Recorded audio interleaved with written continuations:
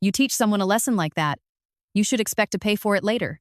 At 11:42 p.m., my husband shut off the car, took my phone, and told me to get out behind a closed distribution center off Route 6. He said it was just for the night. The wind kept knocking an unsecured loading dock door back and forth. I noticed my debit card was already missing.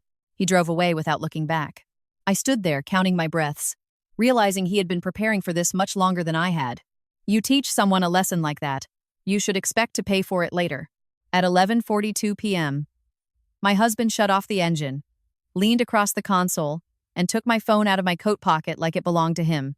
We were parked behind a closed distribution center outside Joliet, the kind of place that goes dark after sunset and stays that way until morning. No cars. No lights except one buzzing sodium lamp at the far corner of the lot. Get out, he said, calm, almost bored. I waited for him to smile, to say he was kidding, the way he used to when we were younger. Instead, he opened his door and stood up, stretching like he had just finished a long drive and was ready for bed. You embarrassed me tonight, he said. You don't get to do that, and walk away. The air was colder than I expected. It slid straight through my coat. I stepped out because standing my ground had never worked before, and tonight didn't feel like the night to start. He reached into the glove compartment and pulled out my wallet. I saw him flip it open, check inside, then slide it into his jacket pocket. You can pick this up tomorrow, he said, when you've cooled off. Then he got back in the car, locked the doors, and drove away without turning his headlights on until he reached the road. I stood there for a full minute, listening to the sound of his tires fade. The loading dock door on the building across the lot wasn't fully latched. The wind pushed it open a few inches, then let it slam shut again. Over and over. Same rhythm. Same sound. I checked my coat pockets anyway. Empty. No phone, no wallet, no keys. I told myself it was temporary. He had said just for the night. He always framed things that way. Temporary. The argument that led to this had started at dinner, in a booth at a sports bar near our house. A normal place, normal food. I had asked him why my name had been removed from the ownership documents of the storage property in Cicero. I asked it casually, the way he liked. No accusations, just curiosity. He put his fork down and looked at me like I'd spoken out of turn. That's handled, he said. By the time we were in the car, he had already decided how the night would end. I walked to the edge of the lot and tried the road. No traffic. It was close to midnight on a weekday. The distribution center backed up to a strip of empty fields and a drainage canal. There were no houses within sight, no gas stations, no sidewalks. I checked my watch. 11:47 p.m. I wasn't panicking yet. Panic never helped. I had learned that early in our marriage. When I panicked, he won. When I stayed calm, he got careless. I pulled my coat tighter and stood under the lamp. It flickered every few seconds, dimming just enough to make the shadows shift. The concrete beneath my shoes was cracked and uneven. A faded yellow line ran across the lot, half covered in dirt and tire marks. I tried to remember the last time I had been alone somewhere like this. Truly alone, not just ignored. The wind picked up. Somewhere inside the building, something metallic rattled. It sounded like a loose chain or a sign hitting a wall. I thought about walking. I had no idea how far the nearest open place was, but standing still felt worse. Then, I remembered what he had said in the car, just before he shut off the engine. You'll think twice next time before you question me. He had already decided this was about punishment, not inconvenience. Walking might have been part of it. Watching me limp home hours later, cold and shaken, would fit his sense of balance. So I stayed where I was. I leaned against a concrete barrier and focused on breathing. In, through my nose. Out through my mouth. Count to 4. Reset. At 12. Tree. A.M. A semi passed on the highway in the distance. I watched the lights move and disappear.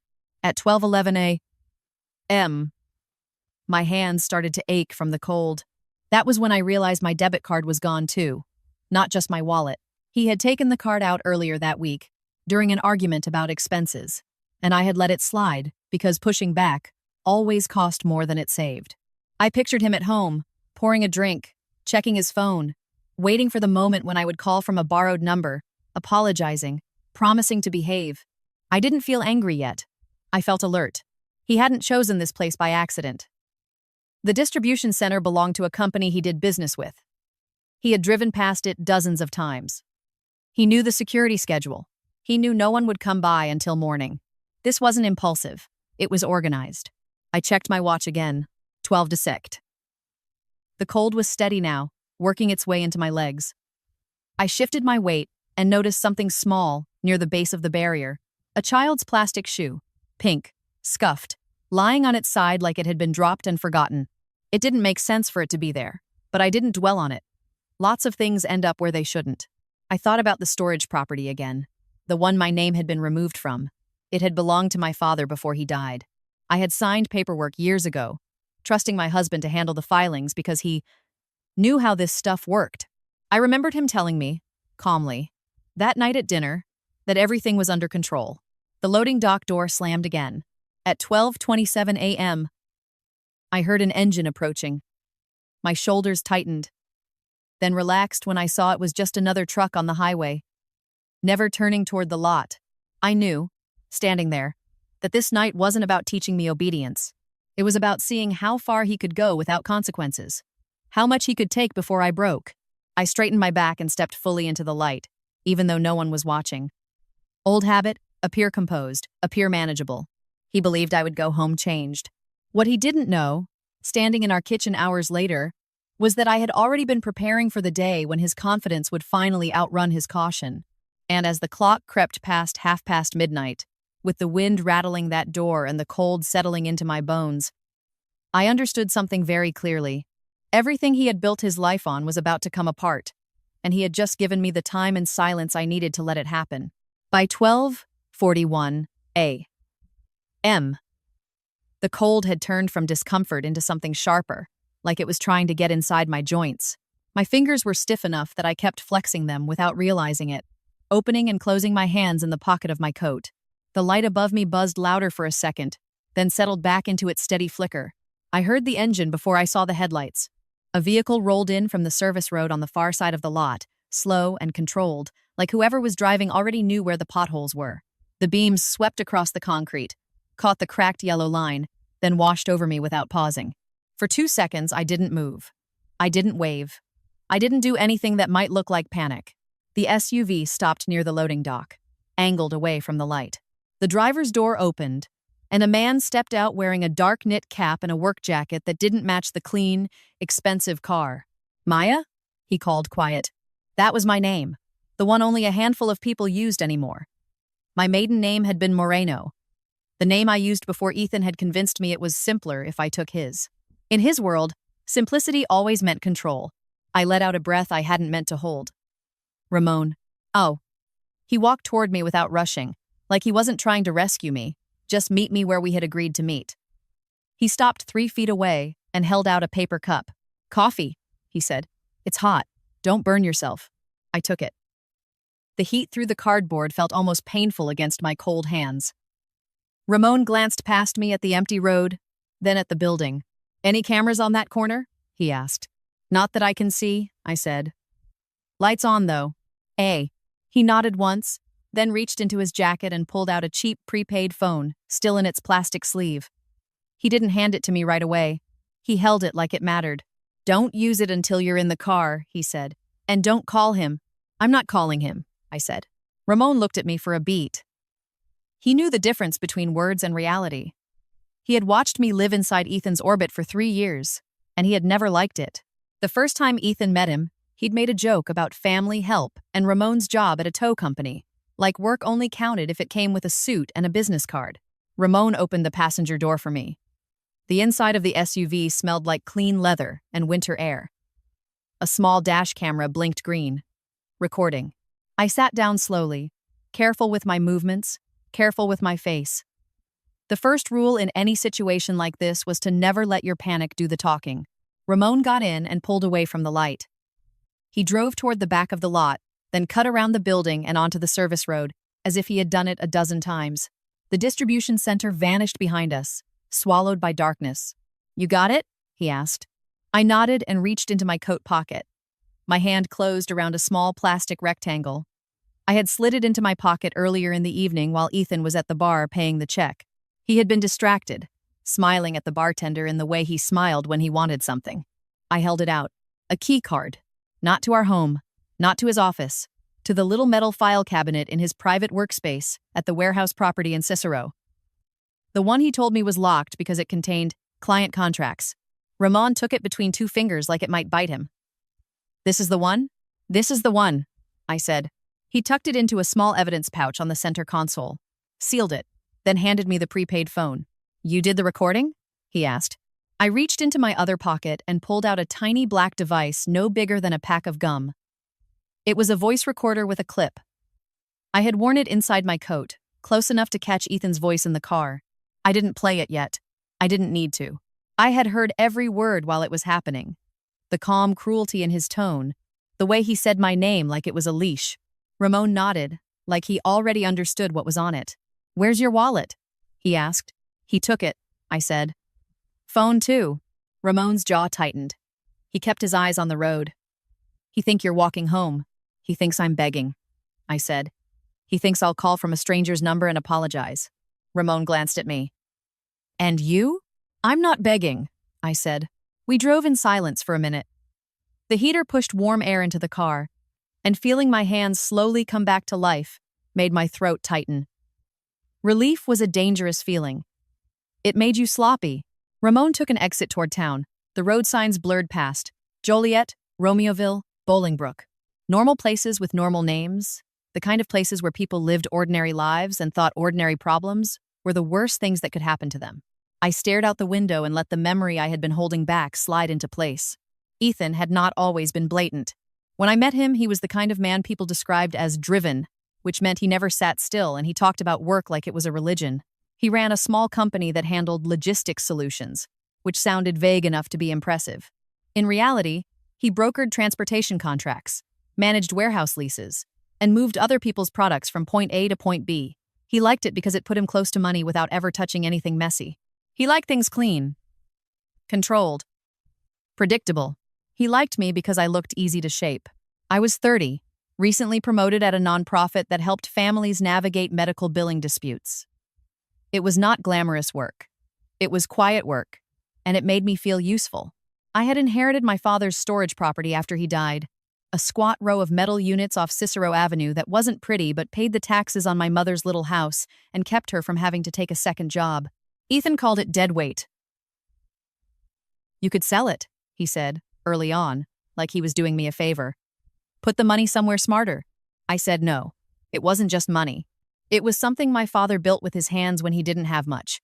Something he left because he thought it would keep me steady if life ever got rough. Ethan smiled and dropped it. That's what he did when he didn't get his way.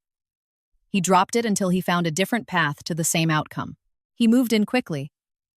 He liked to say it was romantic, that we were efficient. He introduced me to people who shook my hand and called him a rising star.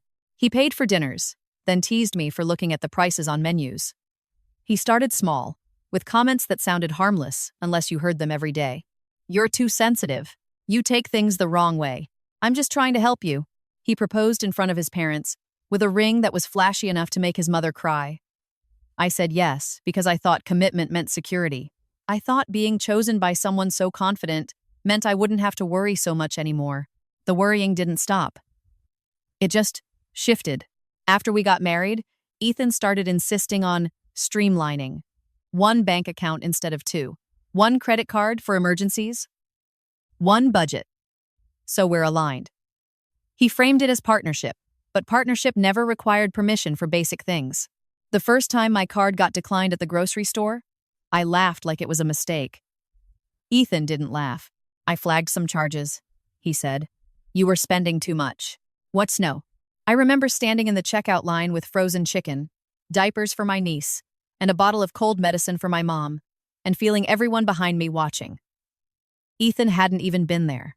He had done it from his phone. That was when I started keeping receipts. Not because I planned revenge. Because I needed to remind myself I wasn't imagining the humiliation. The first real crack came 6 months ago when my mom called to ask why she'd received a letter about ownership changes at the Cicero property. The letter looked official. It had my name on it. It said paperwork had been filed. I told her it had to be a mistake. That night, Ethan stood in the kitchen eating grapes out of a bowl like it was a normal Tuesday, and told me, casually, "I handled some things with that property. It's safer this way." "Safer how?" I asked. His eyes stayed on the grapes. "I put it under the company umbrella. Liability reasons. That's my dad's property," I said. My voice sounded strange to me, too thin. Ethan finally looked up. "It's our marriage," he said. "Don't act like you're alone in this." The next morning, I called the county recorder's office on my lunch break. I didn't tell Ethan. I didn't hint. I just asked for public records. The clerk was kind. She told me the date the change had been filed, the name of the notary, the document number. She offered to email copies. When the email arrived, I stared at the signature line until my eyes blurred. My name was there. It looked like my signature. It wasn't. I didn't confront him that day. I didn't even cry. Crying made me feel weak, and feeling weak made me feel trapped. Instead, I called Ramon. Ramon didn't ask me why. He didn't lecture. He just said, "Tell me what you need." And shit. And tonight, when Ethan shut off the car at 11:42 p.m. and took my phone like a trophy, he believed he was tightening the cage. What he really did was step into the part of the story where cages get opened from the outside. Ramon turned onto a quieter street and glanced at the clock on the dash. "We're on time," he said. "Good," I said, because my voice still worked. In the warmth of the SUV, with the recorder heavy in my pocket and the keycard sealed beside us, I felt something settle into place. Ethan thought he had taken away my options. He hadn't.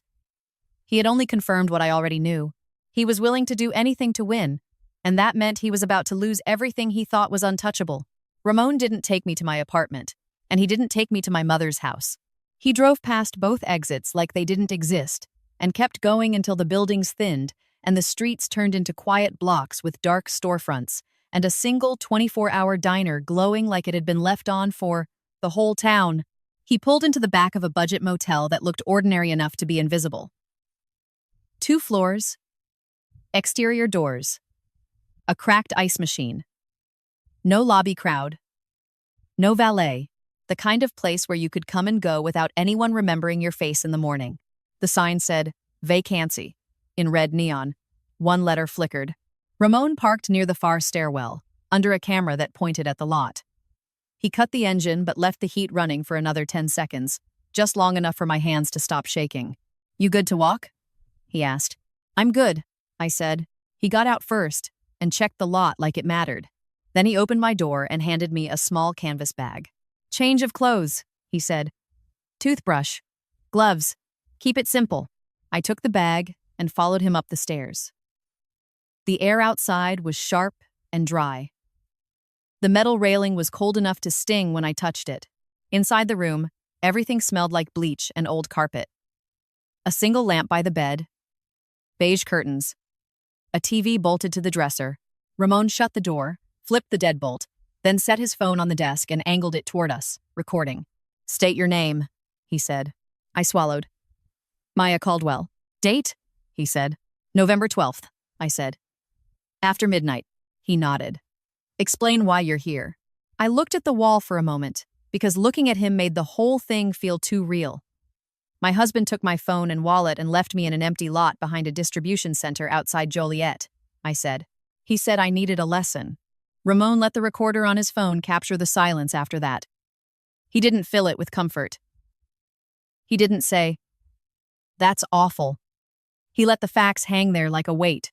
Then he sat down at the small motel table and pulled a slim folder from his jacket. "I got you what you asked for," he said. My stomach tightened. I sat across from him and set the canvas bag on the floor. Ramon opened the folder and slid out a printout. 2 pages clipped together. He didn't push it toward me right away. He let me see the heading first. Cook County Recorder of Deeds. My name. The address of the storage property in Cicero. A document labeled Quit Claim Deed. My eyes went straight to the signature line. The fake signature was there again, looped and confident, like someone who had practiced it until it felt natural. Below it was a notary stamp. A date. A notary name. I stared at that name until it stopped looking like letters and started looking like a person I needed to meet. "I pulled the notary log," Ramon said. "Took some work." "How?" I asked. My voice sounded flat. Ramon lifted one shoulder. Friend of mine tows for a strip mall. Notary works out of a mailbox place next to a tax service. They keep records. People talk. He turned the page and pointed to a small entry in the log, a line of handwriting with a date and time. 11:03 a.m. Maya Caldwell Cicero property ID verified. I wasn't there at 11:03 a.m. I was at a staff meeting, sitting under fluorescent lights, listening to someone talk about insurance denials. They wrote down an ID number, Ramon said. Not yours. I blinked, trying to force my brain to stay orderly. What number? He slid another sheet toward me, a grainy photocopy of a driver's license. The photo was blurry, but the name on it made my throat close. Maya Caldwell. The address was wrong. The number was wrong. The face was not mine. It was close enough that someone casual might not notice. Same hair color. Same general age. But the eyes were different. The mouth was different. It looked like a person wearing my name like a jacket. Ethan had created a second me. I sat back in the chair and pressed my hands flat on the table. The wood was sticky under my palms. That's identity fraud, Ramon said quietly. I nodded once, because saying it out loud felt like it might crack something open. Ramon watched me for a moment, then reached into his pocket and took out the little black voice recorder I'd shown him earlier. You want to hear it now? He asked. Not yet, I said. My voice was steady, and that steadiness surprised me. I want to do this in order. Ramon nodded like he understood exactly what I meant. Order was the only thing that kept chaos from swallowing you. He pushed the folder toward me. There's more, he said. I flipped to the next page. A set of documents I hadn't seen before. Lease agreements, warehouse contracts, my name appearing as a guarantor, my signature appearing again, neat and wrong. What is this? I asked. Your name on his business, Ramon said, guaranteeing liabilities you never agreed to. My mouth went dry. Why would he do that? Ramon didn't answer immediately. He waited until I looked up at him. Because if something blows up, he said, he wants someone else standing in front of the blast. I pictured Ethan's calm face in the car. His voice. You don't get to embarrass me and walk away. This wasn't just about humiliation. This was scaffolding. He was building something that required me as a support beam. I forced myself to keep reading. One line caught my eye. A payment schedule with a note attached. Consulting fee paid to M. Caldwell routed through Westgate Consulting LLC. I stared at the company name. Westgate Consulting. That wasn't Ethan's company. I had heard the name once, weeks ago, when Ethan was on the phone in his office and he lowered his voice when I walked past. Westgate is handled, he'd said. She signed. I didn't know who she was then. Now I did, and the realization landed like a slow punch. Ramon followed my gaze. You recognize it, he said. I recognize the name, I said. Not the company. I was Node. Ramon reached into the folder again and pulled out a bank statement. Not ours. Not mine. A business account. Westgate Consulting, LLC. A list of deposits. Transfers. Cash withdrawals. Then one payment line with a note.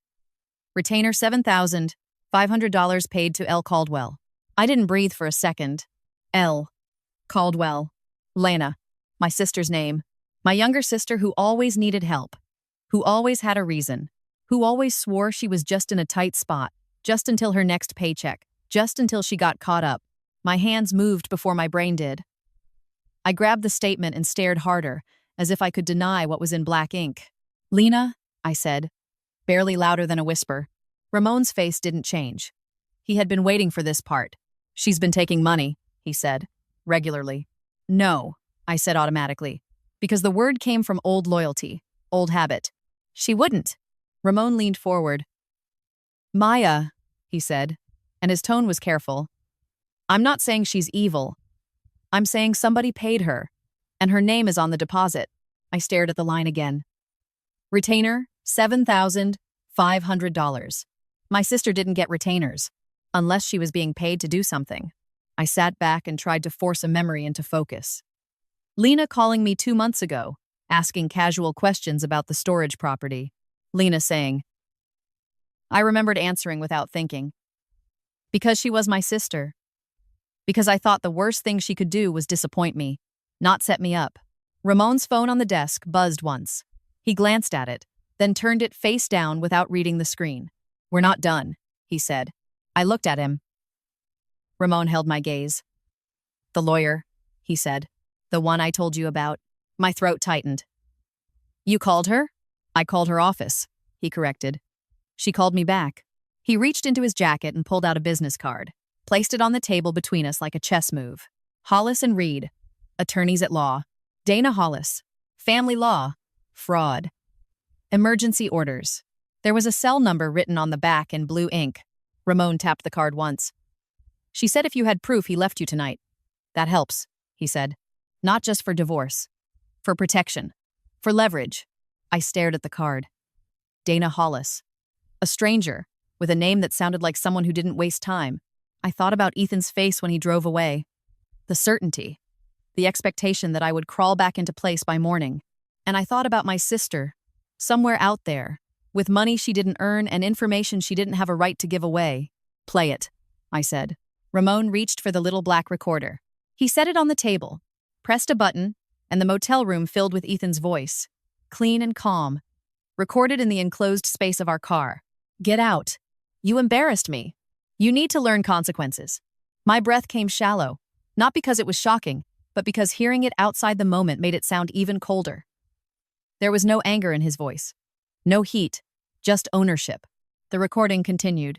Ethan's voice again, lower this time. I'll keep your phone until you remember how to act. Then my own voice. Steadier than I felt. It's late, Ethan.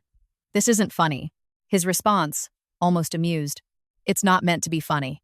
Ramon stopped the recording and let the silence return. That's enough, I said, because my body was trying to react, and I refused to give it permission. Ramon nodded. She'll want that, he said, gesturing at the recorder. And she'll want you to stay off your real phone. If he's got access. He's watching. I stared at the motel door chain, the deadbolt, the thin glass window with the curtains drawn. Safety always looked flimsier than you hoped.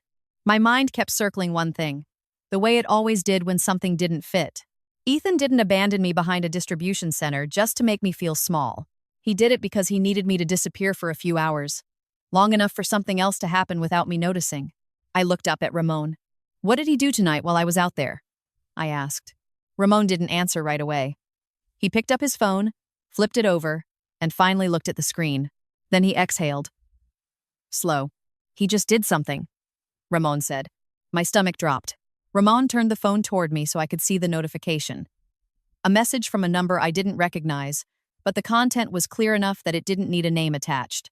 County filing confirmation. Ownership update processed. Timestamp 11:58 p.m. 16 minutes after he left me in that lot. I stared at the screen, then at the card for the attorney, then at the folder with my fake signature. Ethan hadn't just punished me. He had moved a piece on the board while he thought I was too cold and too scared to notice. And now, sitting in a cheap motel room with evidence spread across a sticky table, I understood that the life I thought I had been living was about to break open from the inside, whether Ethan was ready for it or not. I didn't sleep. I lay on the motel bed, fully dressed, shoes off but coat still on, staring at the ceiling while the heater clicked on and off, and the thin curtains moved slightly every time a car passed outside. My body wanted to shut down, but my brain kept replaying that timestamp on Ramon's phone. 11:58 p.m. Ownership update processed. 16 minutes after Ethan drove away and left me under that buzzing light like I was trash he could toss aside. At sex. 12 a.m. The prepaid phone vibrated in my hand. I had been watching the time on the bedside clock like it mattered, because time was the only thing I could measure. Ramon sat at the table in the plastic chair, still in his work jacket, drinking coffee that had gone cold. Is it him? I asked. Ramon glanced at the screen. Unknown number, he said. But it's probably him. I didn't answer. I let it ring until it stopped. Then it rang again. This time it was Ethan's number, the one I had memorized without meaning to because he had called so often over the years, sometimes to check on me, sometimes to make sure I hadn't moved outside the boundaries he drew. I looked at Ramon. He shook his head once. Not on that phone, he said. The call went to voicemail. The prepaid phone didn't have my name on it, but Ethan didn't know that. He would keep calling anything that didn't answer, because he hated not being in control of the narrative. 2 minutes later, another call. Then another. Then a text. Where are you? Then another. This is not funny. Then another. If you want your wallet and your phone back, you call me right now. I stared at the words until they stopped being words. They were not a husband worried about his wife. They were a man managing his property. Ramon slid the motel notepad toward me. Write down times, he said. Every call, every text. I started making a list in block letters, the way I did at work when I needed clarity. 6:12 a.m. call. 6:14 a.m. call. 6:17 a.m. text. My hand steadied as I wrote. Facts were anchors. At 7:03 a.m., Ramon's phone rang. He answered quietly, listened for a moment, then stood up and walked toward the bathroom. So I couldn't hear every word. He came back out 2 minutes later and set his phone down. She'll see you at 10, he said. Dana Hollis, I said, even though I didn't need the reminder. Ramon nodded. Her office is in Oak Brook. She said, bring everything. And she said, don't show up alone. I didn't ask how he had convinced her. I didn't ask how much it would cost. Those questions belonged to the version of me who still believed I could handle this inside the marriage and keep it quiet. Quiet was over. At 8:28 a.m., I finally took a shower. The water was too hot at first, then not hot enough. My hands shook when I tried to rinse my hair. I kept seeing that empty lot. I kept hearing the loading dock door slam. When I stepped out and wrapped myself in a thin motel towel, I looked in the mirror and saw a woman who didn't look broken, just tired. That was good. I didn't want to look like a victim. Ramon drove us to Oak Brook in silence. The sky was pale and flat, the kind of winter morning where the sun exists but doesn't help. Cars moved steadily on the highway, commuters in their lanes, coffee cups in cup holders, radio hosts, talking about sports as if that was the most important thing in the world. My real phone was gone. Ethan still had it. That meant he had access to my texts, my photos, my saved passwords if I hadn't been careful.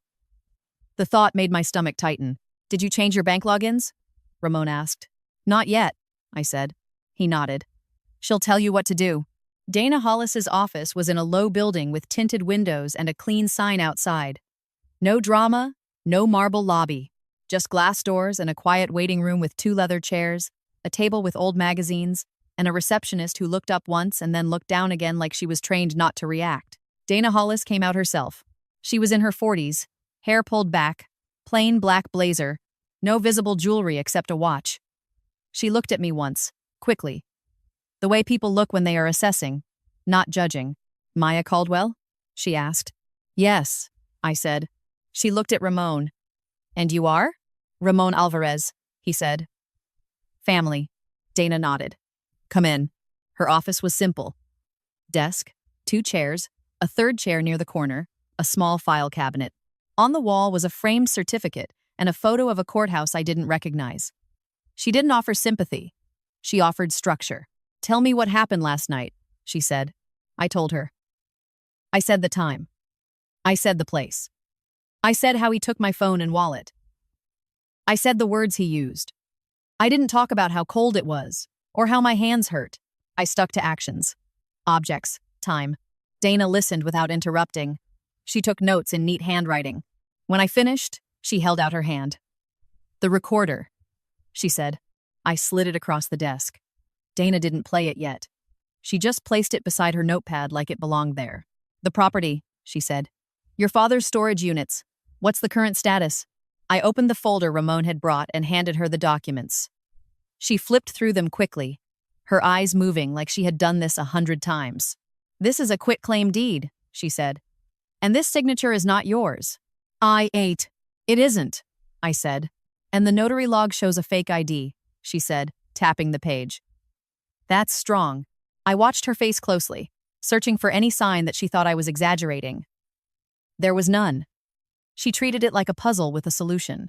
Then she reached the bank statement with Lena's name on it, paused, and looked up. Who is Lena Caldwell? My sister, I said. Dana's expression didn't change, but something sharpened behind her eyes. We will not discuss her over the phone, she said. We will discuss her only in person, and only with documentation. I nodded. My throat tightened anyway. Dana leaned back in her chair. Here's what we do, she said. First, we protect you. Second, we We freeze the avenues he's using to move assets and create liabilities under your name. Third, we preserve evidence. Fourth, we file. She slid a legal pad toward me with a list already written. Today, she said, tapping the first item, you are going to open a new bank account at a different bank in your name only. You are going to change every password you can think of. You are going to put a credit freeze on all 3 bureaus. You are going to get a new phone number. You are going to stop logging into anything from a device he's had access to. Do you understand? Yes, I said. Dana continued. We are filing for an emergency order of protection and exclusive use of the marital residence if you want it. We're also filing a motion to prevent dissipation of marital assets. I blinked. He'll fight that, I said. He can fight, Dana said calmly. He can't erase what he already did. She finally pressed play on the recorder. Ethan's voice filled the room. Get out. You embarrassed me. You need to learn consequences. Dana's eyes stayed on my face while she listened, not on the device. When the recording ended, she stopped it and wrote one line on her notepad. Abandonment, coercive control, theft of means of communication. Then she looked at Ramon. Did you see her abandoned? She asked. Ramon nodded. I picked her up, he said. A little after 1. She was alone. No phone.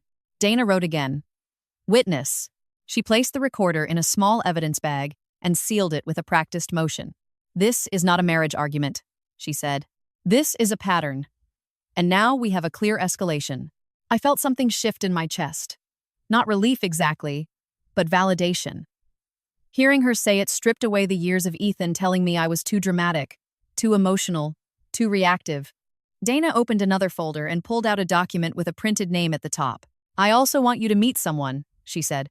Her name is Tessa Nguyen. She's a forensic document examiner and digital evidence specialist.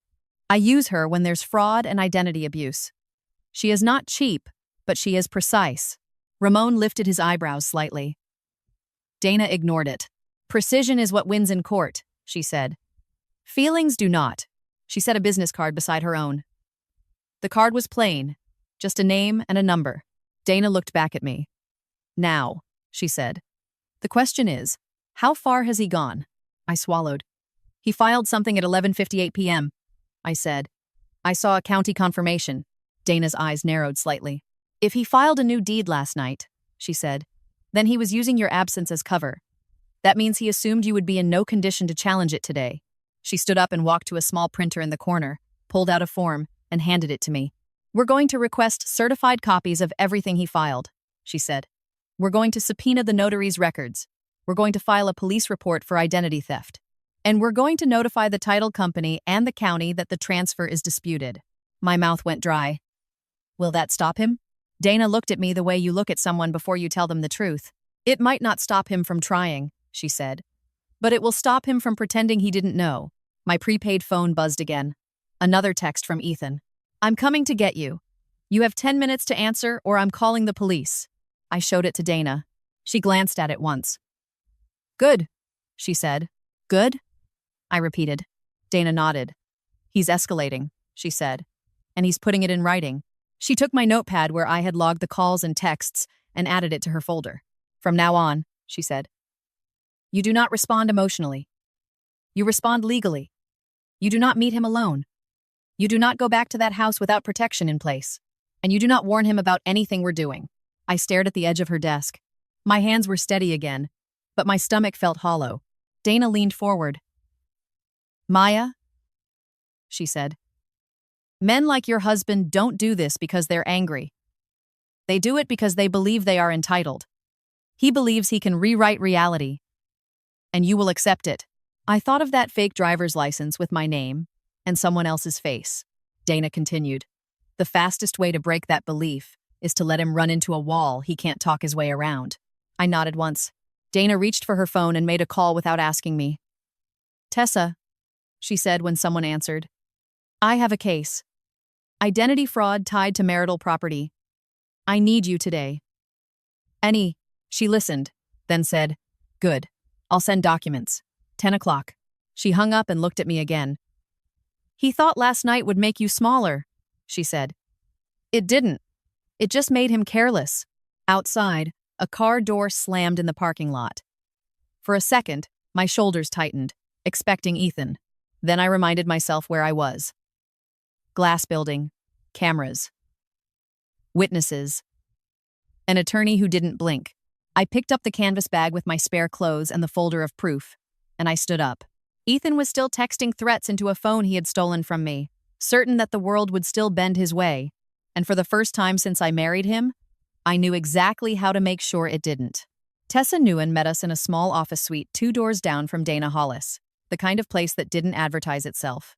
No lobby sign, no framed motivational quotes. Just a metal door with a keypad and a frosted glass panel that said Nguyen Digital Forensics in plain black letters. Inside, the air smelled like warm plastic and coffee. 2 monitors sat on a desk beside a scanner that looked more expensive than my car. Tessa was in her 30s, hair clipped back, wearing a gray sweater and dark jeans, and she moved like she was always 5 minutes ahead of everyone else. She didn't ask me how I felt. She asked me what I had. "Do you have access to your email?"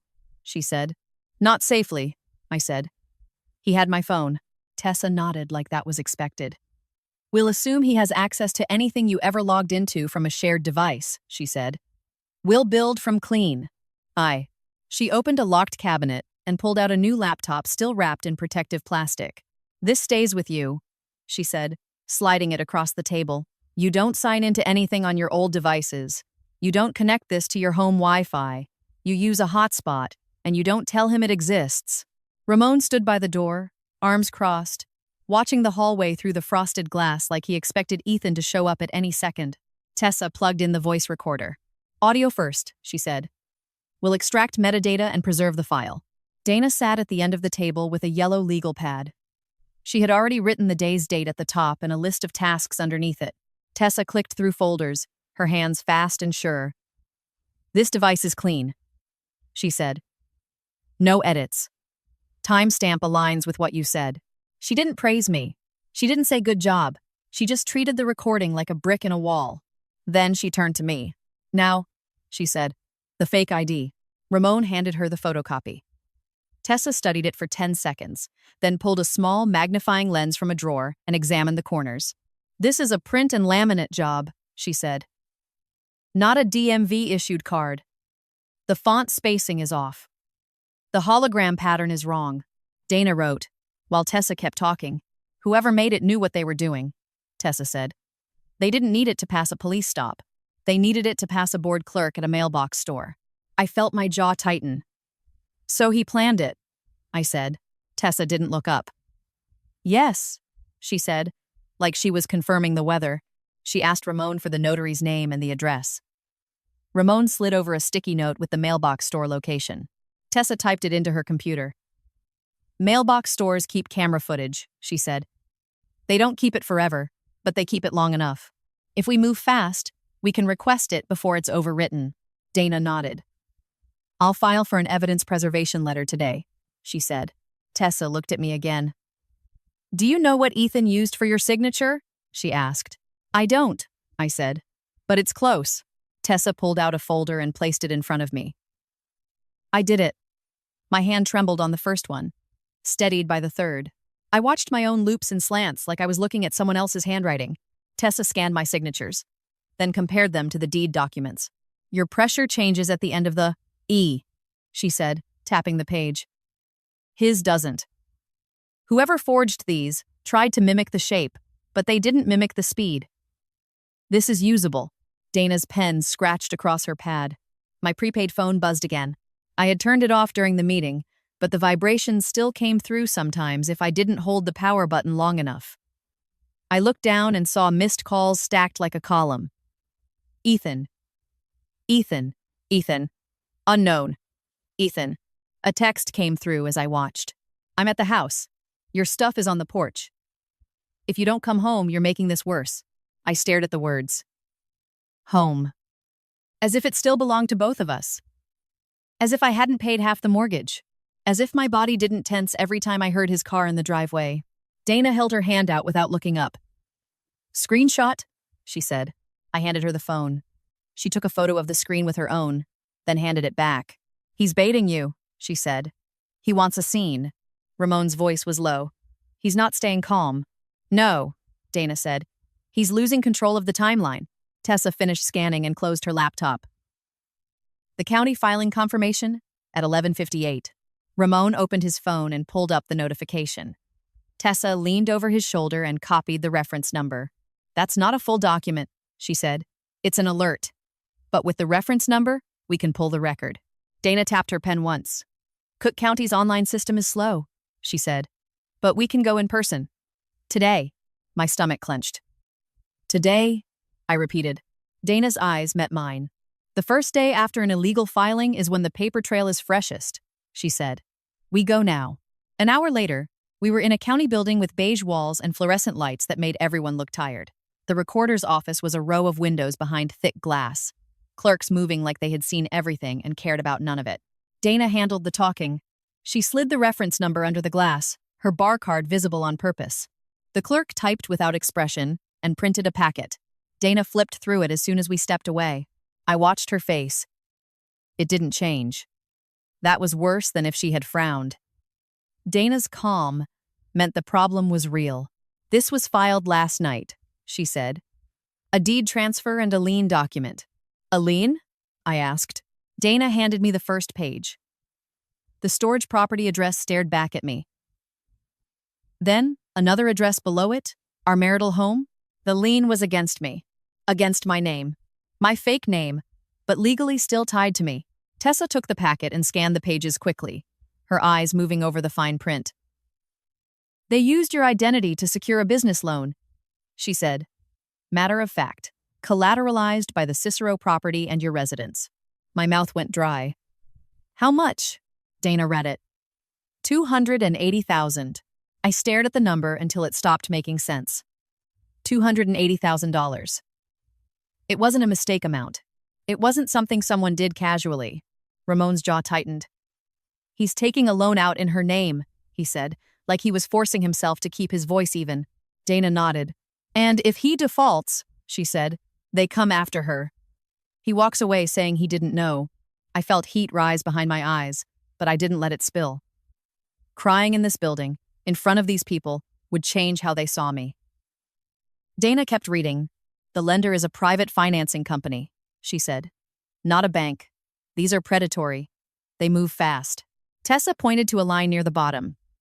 Look, she said. The document listed a contact email for the loan agent. A simple name, Kyle Benton. And under that, a business address, Westgate Consulting, LLC. My skin went cold again, the same way it had behind the distribution center, like someone had opened a door and let the wind back in. Westgate wasn't just a random company. It was the bridge. Dana turned the page. And here, she said, there was a signature line.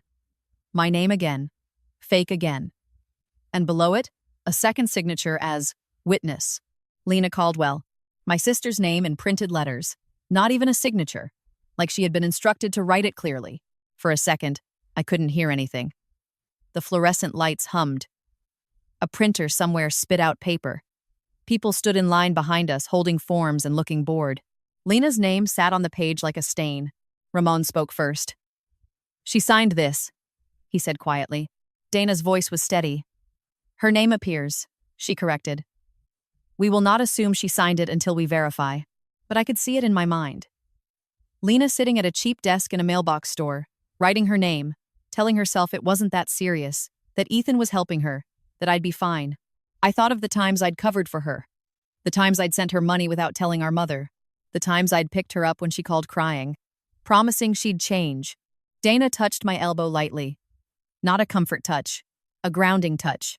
Do not call her, she said. I wasn't going to, I said, but my voice came out rough. Dana nodded. Good. Because if she's involved, she will warn him. And if she's being used, she will panic. Either way, he gets information. Tessa tucked the documents into a portable folder like she was packing fragile glass. We have enough to move from family court into criminal territory, Dana said. I looked at her. Criminal? I asked. Dana's eyes stayed on mine. Identity theft? She said. Forgery. Fraudulent filing. And the abandonment last night supports a pattern of coercion. Ramon exhaled hard through his nose. He left her in the cold so he could file a lien, he said, like he was trying to make the words fit in his mouth. Yes, Dana said. He needed her unavailable. No phone, no way to interrupt, no way to notice. We walked out of the building into the pale winter light, and for a second, the open air felt wrong after the fluorescent haze. Cars moved in the parking lot. People carried coffees. A woman argued softly with her teenage son near a minivan. Normal life. Meanwhile, my husband had quietly attached a $250,000 chain to my name. Dana stopped beside her car and turned to me. This is the moment, she said. Right now, we either act with speed, or he gets ahead again. I swallowed and forced my voice steady. What do we do? I asked. Dana opened her trunk and pulled out a thin packet of papers. We file emergency orders, she said. We notify the lender that the documents are disputed and likely fraudulent. We contact law enforcement for an identity theft report. And we lock down your credit, your banking, your devices, Tessa added. And we request that mailbox store footage today. If we catch him or anyone he sent using that fake ID, it anchors everything. Ramon looked at me. You ready? He asked. I thought about Ethan's texts. I'm at the house. Your stuff is on the porch. Like he still controlled where I belonged. Like he still controlled what was true. I nodded once. Yes, I said, because now I wasn't just trying to leave a marriage. I was trying to stop a man who was willing to erase me on paper, ruin me financially, and call it a lesson. And he had no idea that every move he made to bury me was becoming the proof that would bury him instead. By early afternoon, my life had turned into a folder with tabs. Dana had filed an emergency petition and a motion to freeze marital assets. Tessa had drafted preservation letters for the mailbox store, the private lender, and the county office. Ramon drove, waited, carried bags, stood at doors, and never once asked me if I was sure. He acted like the decision had been made the moment Ethan left me in that lot, like the only question left was how cleanly we could finish it. We stopped at a bank first. Not the one Ethan knew. Not the one we used for the mortgage. Dana had told me to choose a different chain, a different system. I opened an account in my name only. I deposited the small amount of cash Ramon had given me from his own pocket, enough to get started without triggering alerts. The teller smiled politely and asked if I wanted overdraft protection. I said yes, because I needed every simple thing to stop being a fight. Then I sat in my car in the parking lot and froze my credit. All 3 bureaus. One by one. My hands stopped shaking somewhere in the middle of the second call, and by the third I sounded like someone reading a script. Name, address, social, PIN, confirmation number, timestamp, another anchor. While I did it, the prepaid phone kept lighting up with Ethan's number. Missed calls stacked like a staircase. His texts shifted from threats to something more theatrical. I'm reporting you missing. You're having a breakdown again. If you make me do this, it's on you. That last one made my mouth go dry, because it sounded like the language he used when he wanted to justify something cruel. It sounded like the way he talked right before he flipped a switch. Dana met us back at her office at 3:10 p.m. She had a stack of stamped paperwork on her desk and a fresh cup of coffee she hadn't touched. Okay, she said.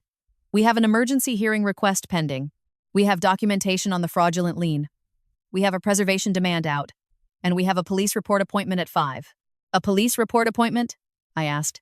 Dana nodded. Identity theft units are overwhelmed, she said.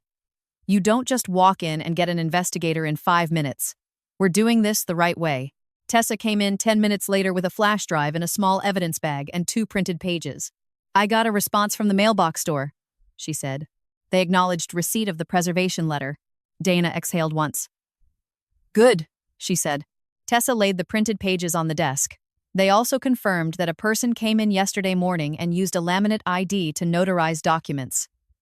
They won't release footage without a subpoena, but they confirmed the time, and they confirmed the notary was present. My skin tightened across my shoulders. So it happened, I said. Tessa nodded. It happened. Ramon checked his phone. He's still calling, he said like it was a weather update. Dana looked at me. Do you have access to your old phone number at all? She asked. No, I said. He has the phone. Dana tapped her pen against her desk once. He can access your accounts if you stayed logged in, she said. That includes anything with saved passwords. Email, banking, social media. I changed what I could, I said. But some things require two-factor authentication. He has the device. Dana's eyes narrowed slightly. Then he can impersonate you, she said, and her tone shifted from calm to exact. If he decides to call someone and pretend to be you, he can. The thought sat heavy in my stomach. Ethan loved narratives. He loved being first. If he could tell a story about me before I told the truth, he would. He would paint me as unstable, ungrateful, vindictive. He would use the word emotional like it was a diagnosis. At 4:22 p.m., Ramon's phone buzzed with a message from his friend at the tow company. Ramon read it, then looked up. "He's at your warehouse," Ramon said. My pulse jumped. "The storage property?" I asked. Ramon nodded. "Cicero. He's there with someone. Black SUV. Looks like a lone guy type. They're walking the units." Dana stood up. "He's trying to move fast," she said. "Move what?" I asked. Dana's expression stayed flat. "Anything," she said. "He could be moving documents, property, whatever he thinks you might claim. He could be staging something." Tessa's fingers moved across her laptop keyboard. "If he's with a lender rep," she said, "he might be trying to finalize disbursement on the loan before the dispute hits their system." Dana grabbed her coat. "We're not going there," she said immediately. "Not you. Not like this." I felt my throat tighten. Dana's eyes met mine. "No," she said. "He gets to keep making choices. Those choices become evidence. We don't stop him with drama. We stop him with filings." Her phone rang. She checked the number and answered immediately. "Yes," she said. "This is Hollis." She listened for a moment, her face unchanged, then said, "Send it to me." She hung up and looked at me. My stomach dropped. "What?" I asked. Dana walked back to her desk, opened her email, and pulled up a PDF attachment. She printed it and set it in front of me. It was a petition. Emergency custody request. I stared at it, confused for a second, because we didn't have children. Then I saw the word that made my heart stop. Guardianship. Respondent, Maya Caldwell. Subject, Eleanor Moreno. My mother. My hands went cold.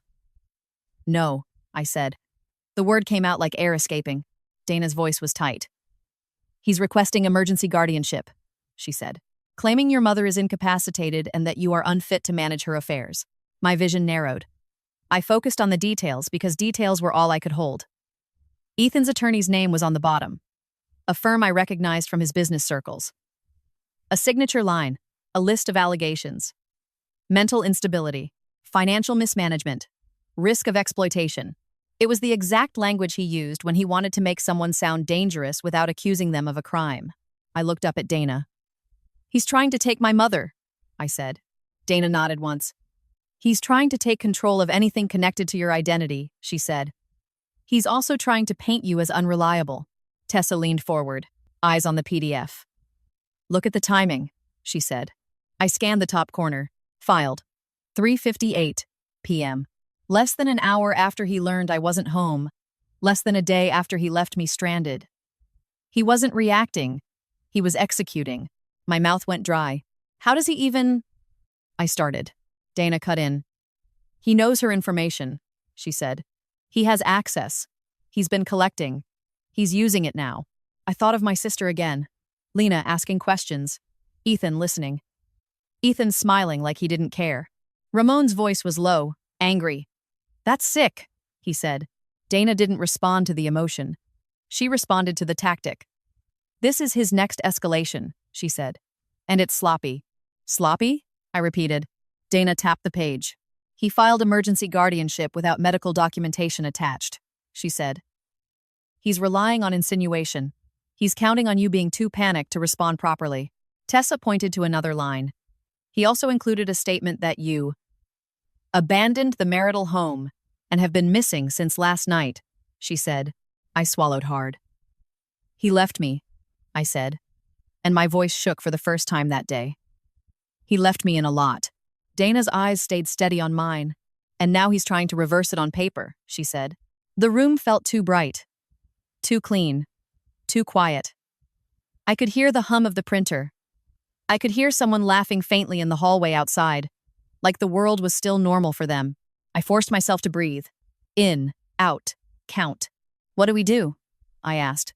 Dana sat down and pulled her legal pad toward her. We respond immediately, she said. We file an emergency objection. We attach the audio recording. We attach the county filing proof and the lien fraud documentation. We show the court that he is not protecting your mother. He is targeting her. Tessa's fingers moved again. And we pull her medical records, she said, with authorization. If your mother is competent, we document it. If she has any diagnosis, we document that he exploited it. My stomach twisted. He knows she forgets things sometimes, I said. He knows she gets overwhelmed. Dana nodded. That's why he chose this, she said. It's leverage. It's cruelty. And it's a pressure tactic to make you fold. Ramon leaned closer. We should go to her, he said. Dana held up a hand. Not yet, she said. Not until we know if he sent someone. Not until we coordinate. I stared at the guardianship petition again. Ethan had crossed a line I didn't know he would cross. Taking property was one thing. Ruining my name was one thing. But dragging my mother into court, using her age like a weapon, was different. It wasn't just financial. It was personal in the most deliberate way. Dana slid the paper back into her folder. This is good for us, she said. And when I looked at her, she added, because it shows motive and pattern. A judge will not like this. Not if we present it cleanly. I wanted to believe her, but my chest felt tight. At 4:47 p.m., the prepaid phone buzzed again. A new text from Ethan. I just spoke to your mom. She's worried. She said you've been acting strange. My hands clenched around the phone. He's calling her, I said. Dana's voice stayed calm. That's exactly what he wants, she said. To make you react. To make you run back into his control. Tessa looked at me. Do you have a way to reach your mother that he doesn't control? She asked. I thought of the old landline in her kitchen that she never stopped paying for because she didn't trust cell phones. Ethan hated that landline. He called it pointless. Yes, I said. She still has her home phone. Dana nodded. You'll call it once, she said. On speaker, with me present. Short. No details, just confirm she's safe. I dialed. My fingers were stiff. The line rang twice, then I heard my mother's voice. Small and cautious. Hello? Mom, I said. My throat tightened hard. It's me. A pause. Maya? She said. Yes, I said. Are you okay? I'm okay, she said. Then her voice lowered. Ethan called. He said you ran off. He sounded upset. I'm safe, I said, forcing the words clean. Do not sign anything. Do not let anyone into the house. If Ethan comes, don't open the door. Call Ramon. I could hear her breathing. What is happening? She asked. I'll explain soon, I said. But right now, just stay inside. Another pause. Then she said, he said something about paperwork. He said he's trying to help me. My stomach turned. Mom, I said, and my voice went quiet. Ethan is not helping you. Dana watched me closely while I listened to my mother's small sounds on the line. The way she hummed when she was nervous. The way she said my name like she was trying to hold on to it. I love you, I said. I love you too, she answered, and her voice shook. I hung up and stared at the phone in my hand. The guardianship petition sat in Dana's folder like a threat with legal letterhead. Ethan believed he could take everything tied to me. My property, my name, my mother, my credibility. And now he had made it impossible for me to pretend this was just a marriage problem. He had made it a war over reality itself. Dana stood up and gathered her papers. We're going to the police report, she said. Then we're going to file our response tonight. And tomorrow, we're going to court. My heart pounded. Not with fear the way it used to, but with something harder. Ethan wanted to teach me consequences. He had just chosen the kind that would finally teach him. The police station smelled like old coffee and disinfectant. The waiting area was lit with harsh fluorescent lights that made everyone look guilty or tired. A television in the corner played a local news loop with the sound off. 2 chairs down from me, a man in a hoodie stared at the floor like he had been staring there all day. Dana didn't let me sit with my shoulders rounded. She angled my chair so I faced the desk, not the wall, and told me to keep my hands visible and still. She had a way of turning posture into strategy. When the detective finally called us back, he looked like someone who had stopped believing in surprises. Mid-40s, short hair going gray at the temples, plain suit jacket over a button-down. His name tag said DET. Harris. Dana did the introduction. This is my client, Maya Caldwell. We're here to file an identity theft and fraud report and provide evidence preservation requests. D. Harris glanced at the card, then at me. Identity theft in a domestic context? He asked. Yes, Dana said. And she said it like it was the simplest fact in the world. He opened a file on his computer and started typing. Tell me what happened, he said. I told him again. Time, place, actions. Ethan took my phone and wallet. He left me behind a closed distribution center. While I was stranded, a fraudulent deed, filing, and lien were processed using a fake ID and a forged signature. I gave him the name of the notary. I gave him the mailbox store address. I gave him the lender name and the Westgate Consulting connection. I watched his face for any sign of disbelief. There wasn't disbelief. There was something worse. Familiarity. Like he had heard versions of this story before and knew how long it took for people to reach this point. Dana slid the packet of documents across the table. We're requesting immediate preservation of surveillance footage from the mailbox store, she said. And we have audio evidence of abandonment and coercion. Debt. Harris lifted his eyebrows slightly. Audio? He asked. Dana handed him the recorder inside the sealed evidence bag. Tessa had labeled it with date, time, and chain of custody notes. The seal looked official because it was. Harris didn't play it. He logged it. He treated it like something he might need later, not something he needed to hear now to be convinced. You said there's a guardianship filing? He asked, flipping through Dana's papers. Yes, Dana said.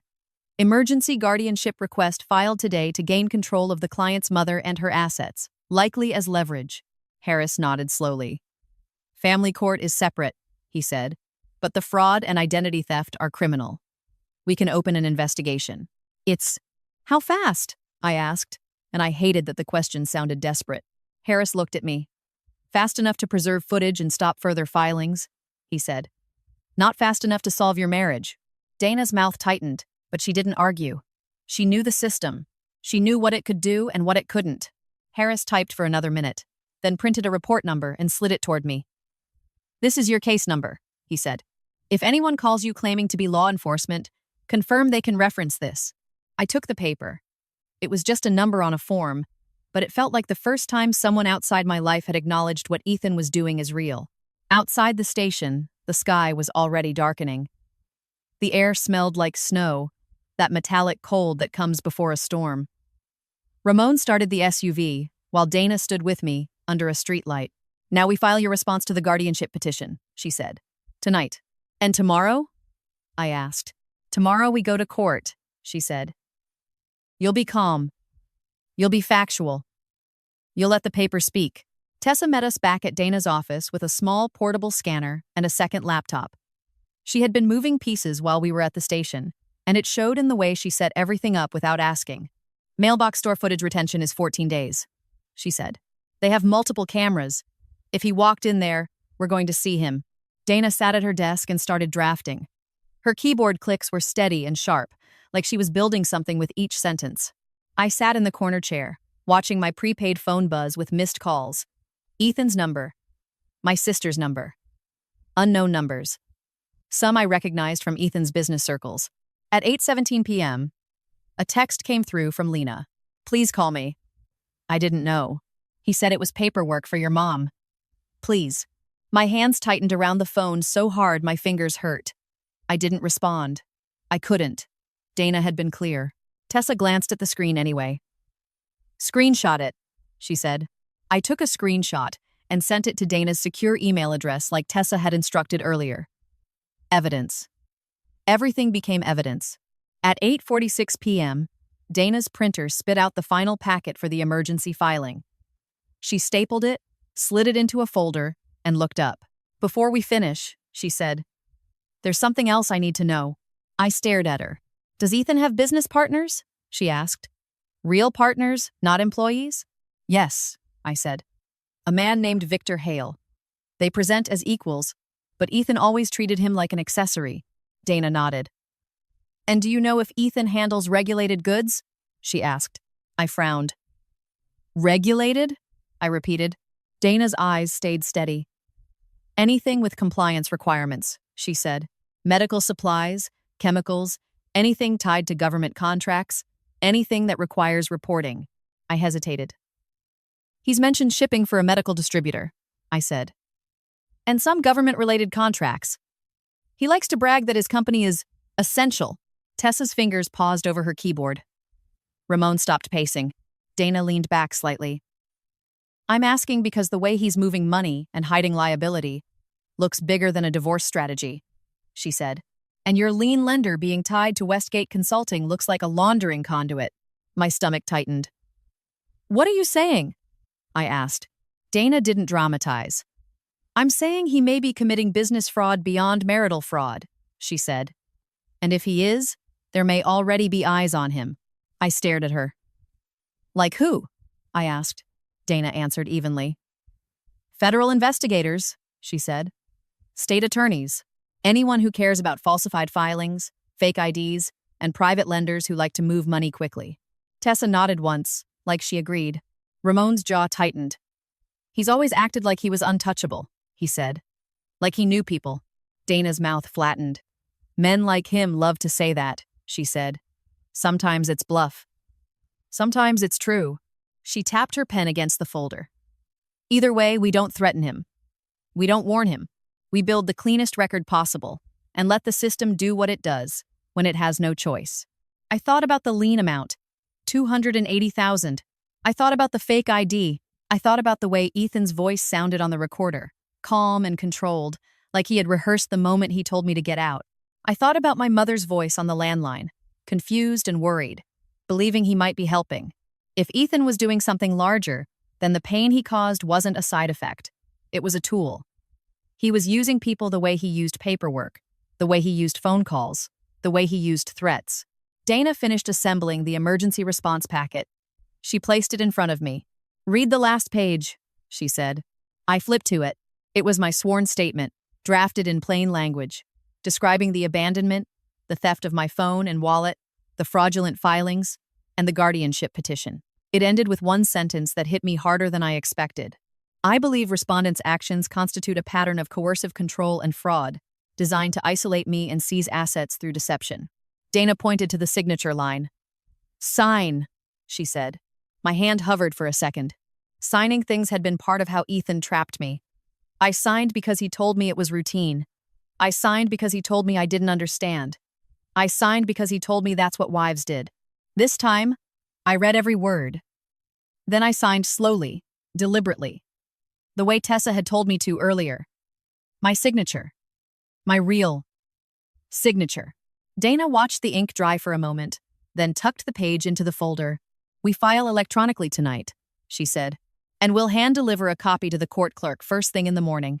Ramon looked at the clock. Dana nodded. Not your house, she said, looking at me. Not yet, I swallowed. Ethan has my keys, I said.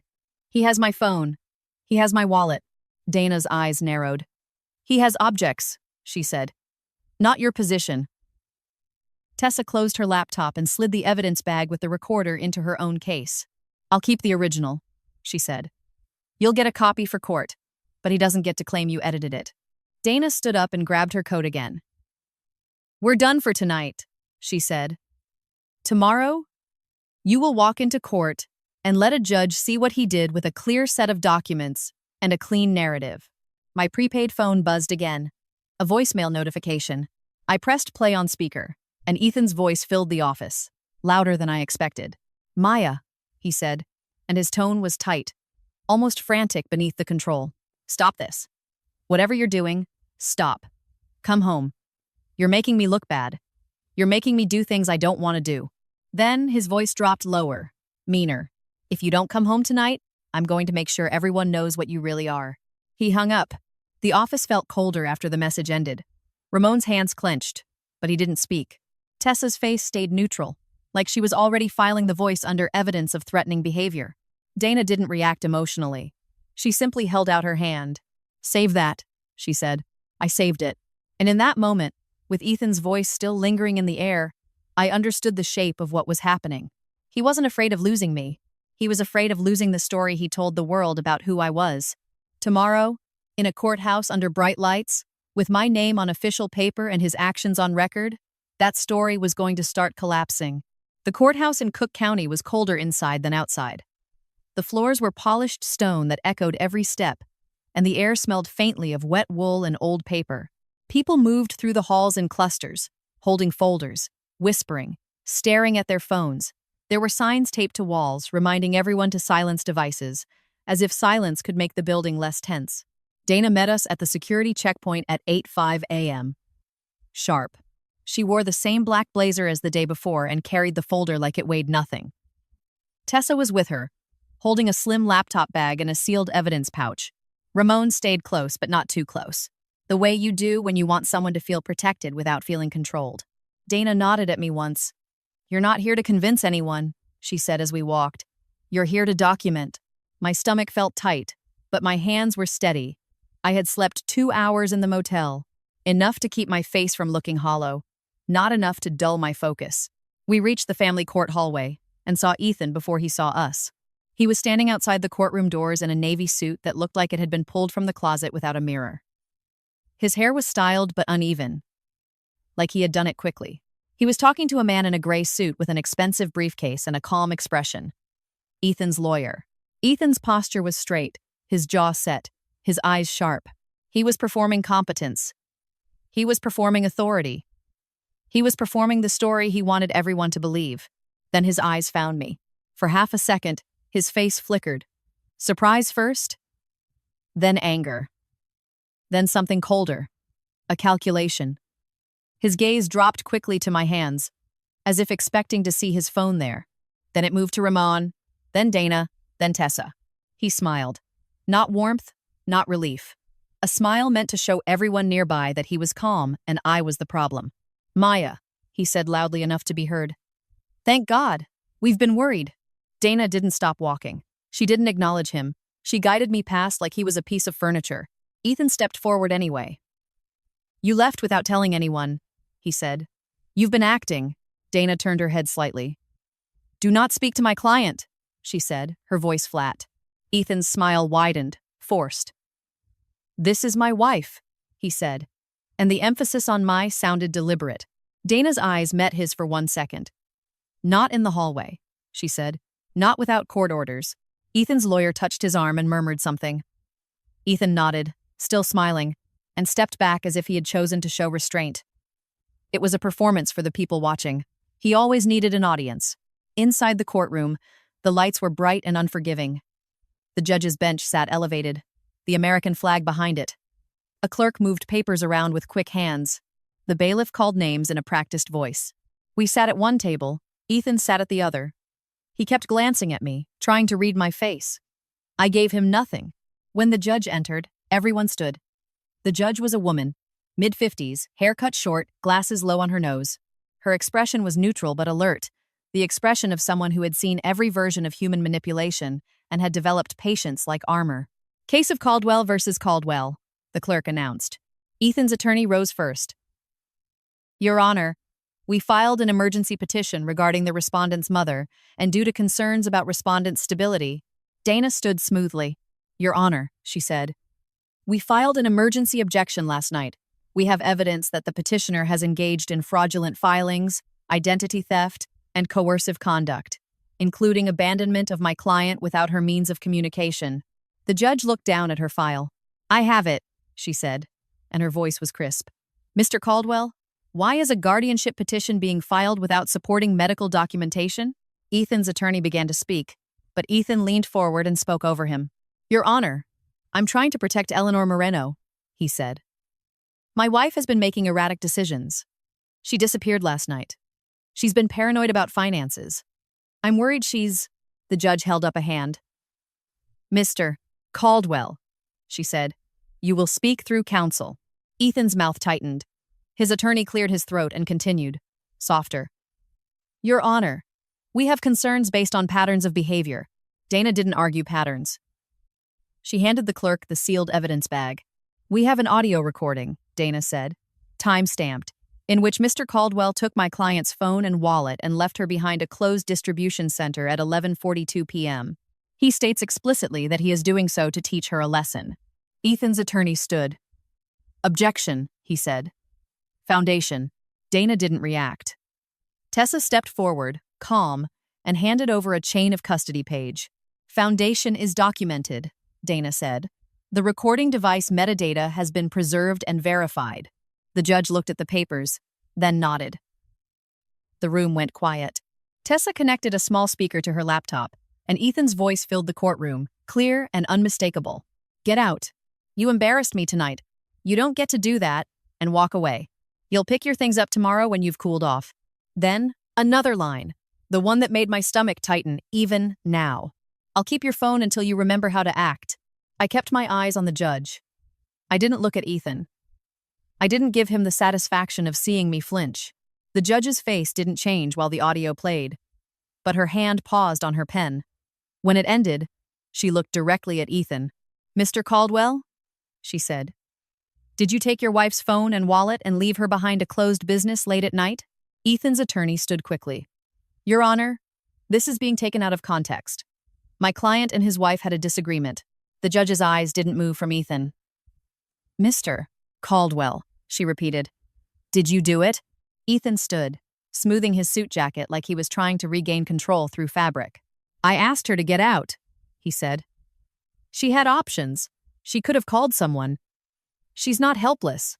Dana's voice cut in. "He took her phone." Ethan's jaw tightened. "Your Honor, I didn't mean to." The judge leaned back. "You took her phone and wallet," she said, "and you left her." Ethan's attorney tried again. "Your Honor," the judge held up a hand. "No," she said. "We are not moving on from that." She turned her gaze to Dana. Dana slid forward the lien documents and the county filing confirmations. "Your Honor, while my client was stranded without her phone," Dana said, "Mr. Caldwell filed a deed transfer and a lien using a forged signature and a fraudulent identity document. A private financing company has a lien against both the marital residence and the respondent's inherited property." Ethan's attorney stood sharply. "It is supported," Dana said, and she placed the notary log and the fake ID copy into evidence. "We have the notary log entry and evidence of a fabricated identification used under my client's name." The judge's eyes moved over the papers. Her expression shifted slightly, just a tightening around the mouth. "Mr. Caldwell," she said, "are you aware of these filings?" Ethan's lawyer leaned in to whisper, but Ethan didn't wait. "Your Honor," he said, raising his voice again. "My wife is twisting paperwork she doesn't understand. We were restructuring assets. I was protecting us. She's been unstable. She's been accusing me of crimes. She disappeared to punish me. Now she shows up with—" He gestured at Ramon and Tessa like they were props. "A whole production." Dana didn't respond emotionally. She just reached into her folder and held up a printout. "Your Honor," she said, "we also have a series of texts from Mr. Caldwell sent after the abandonment. He threatened to report my client missing, stated she was having a breakdown, and attempted to manipulate her mother directly. We have a filed guardianship petition without medical evidence, clearly used as leverage." The judge looked down at the guardianship petition again. "This petition is denied," she said simply. Ethan's head snapped up. "What?" he said. The judge's voice stayed even. "Denied," she repeated. "There is not enough documentation to justify emergency guardianship, and the context presented raises serious concerns about your motive." Ethan's attorney started to speak, but the judge kept going. "Furthermore," she said, "I am issuing an emergency order restraining Mr. Caldwell from contacting Eleanor Moreno directly until this court has reviewed the matter fully. Mr. Caldwell is to have no communication with Mrs. Moreno except through counsel. My chest loosened slightly, like a knot had been cut. Ethan's face reddened. He looked at me then, true anger flashing through the performance. "This is insane," he muttered, loud enough to carry. The judge's eyes sharpened. "Mr. Caldwell," she said, "your wife was left without her phone late at night in a remote location by your own admission. You then attempted to obtain control over her mother through an emergency guardianship filing. You also appear to be involved in disputed financial filings using your wife's identity. Ethan's lawyer put a hand on his arm. Ethan shook it off, still staring at me as if my composure was an insult. Dana stood again. Your Honor, she said. We are also requesting an emergency order freezing marital assets and restraining Mr. Caldwell from further encumbering property under my client's name. The judge nodded slowly. Temporary restraining order on asset dissipation. Any further transfers or liens will be subject to contempt. Ethan's mouth opened. No sound came out for a second. The judge looked over her glasses. Mr. Caldwell, she said, you will surrender any devices belonging to Miss Caldwell to her counsel immediately. Phone, wallet, keys. Anything taken. Ethan's lawyer leaned in and whispered urgently. Ethan's eyes darted toward the courtroom door, toward the hallway, like he was thinking about escape routes. You can do that now, the judge said. Ethan's face hardened. I don't have them, he lied. Dana's voice was calm. We can address that with law enforcement, she said. The judge's expression went colder. Mr. Caldwell, she said, if you are lying to this court, you will regret it. Do you have her phone? Ethan's jaw clenched. He didn't answer quickly enough. The judge turned to the bailiff. Escort Mr. Caldwell to retrieve the items, she said. He will produce them today. Ethan's attorney started to protest. The judge cut him off. No, she said. We are done. Set this matter for a full hearing. And Mr. Caldwell is warned. Any retaliatory action will be treated as contempt and may be referred for criminal investigation. The bailiff moved toward Ethan. The room shifted. People in the benches leaned forward. Someone coughed. Ethan looked like he couldn't decide whether to keep performing calm or let the rage win. He stood slowly, then looked at me again, eyes sharp and bright with humiliation.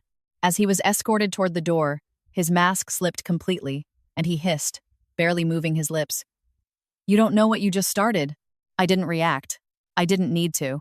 Because sitting at that table, hearing his own voice played back in a courtroom, watching a judge strip away his access to my mother and my assets in 2 crisp sentences, I understood something he still didn't. He thought this was the beginning of a fight. For me, it was the moment the truth finally became public record. And once something becomes public record, it never goes back to being a private lie. Ethan didn't hand anything over in the courthouse hallway. He walked out stiff-backed with the bailiff beside him and his attorney hissing instructions. And he still acted like the orders were an inconvenience, not a boundary. His face was flushed, and the smile he tried to put back on looked like a crack in glass. Dana didn't chase him. She didn't need to. She watched him go, then turned to me. We won the emergency round, she said. Now we secure the practical pieces. I do 8. The practical pieces were my phone, my wallet, my keys, and the part of my life Ethan had been holding hostage. Outside the courthouse, Ramon had the SUV running. Snow flurries drifted sideways, light and dry, sticking to the edges of the windshield. Tessa sat in the back seat with her laptop open, already typing. Dana got into the front passenger seat and pulled out her phone.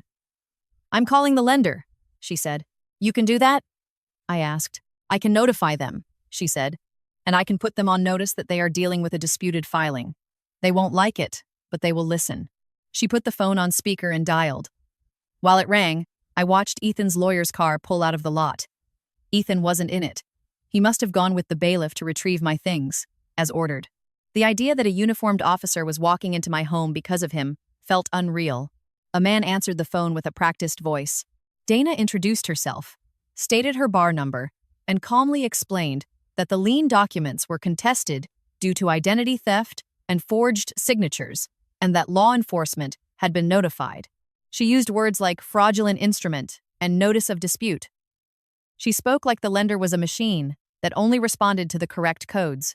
The man's tone changed quickly from casual to guarded. We have signed documents, he said. Dana didn't argue. You have documents, she said, and you now have noticed that those documents were not signed by my client. Your continued action on this instrument after notice places your company at risk. There was a pause long enough for me to hear the hum of the car heater. What are you asking? The man said. I'm asking you to freeze disbursement immediately, Dana said, and to provide the full application file, including any recorded calls, email correspondence, IP logs, and in-person footage if applicable. We will subpoena if needed. You can cooperate now, or you can explain later why you didn't. The man cleared his throat. I'll have legal look at it, he said. Dana's voice stayed level. Do it today, she said. Not tomorrow. She ended the call and looked at me. He's going to try to get that money out fast, she said. Predatory lenders move when they smell trouble. Tessa leaned forward from the back seat. If the lender has recorded calls, we might have his voice, she said. He may have impersonated you. My stomach tightened. I pictured Ethan sitting at his desk with my phone, calling as me, using my information like he owned it. The idea made my skin crawl. At 11:26 a.m., Dana's phone rang. She checked the number and answered immediately. Yes, she said. Her face didn't change while she listened, but her eyes narrowed slightly. Send me the confirmation, she said, then hung up. She turned to me. The court clerk confirmed the freeze order has been entered, she said. If he tries to file something else, the system will flag it. Ramon exhaled hard. Good, he said. But the day wasn't going to stay clean. Ethan never let things end neatly when he felt cornered. At 12:03 p.m., my mother called the motel landline Dana had arranged for me. The receptionist patched it through. I picked up and heard her voice immediately. Maya, she said, and she sounded breathless. If you quickness a minute is road. My grip tightened on the receiver. Ethan? I asked. Yes, she whispered. He came to my house. He had a man with him. They said they needed to talk. I didn't open the door. Good, I said. Did he leave? He's outside, she said. He's in the driveway. He's walking around like he owns the place. My throat tightened. Mom, I said, listen to me. Do not open the door. Call the police if he tries to come in. Ramon is coming. I covered the receiver and looked at Ramon. He's at my mother's house, I said. Ramon's face hardened. Dana shook her head. Not alone, she said, and not without documentation. Tessa was already pulling up something on her laptop. I can flag the address in the police report, she said. Dana grabbed my mother's address from the file and dialed non-emergency dispatch.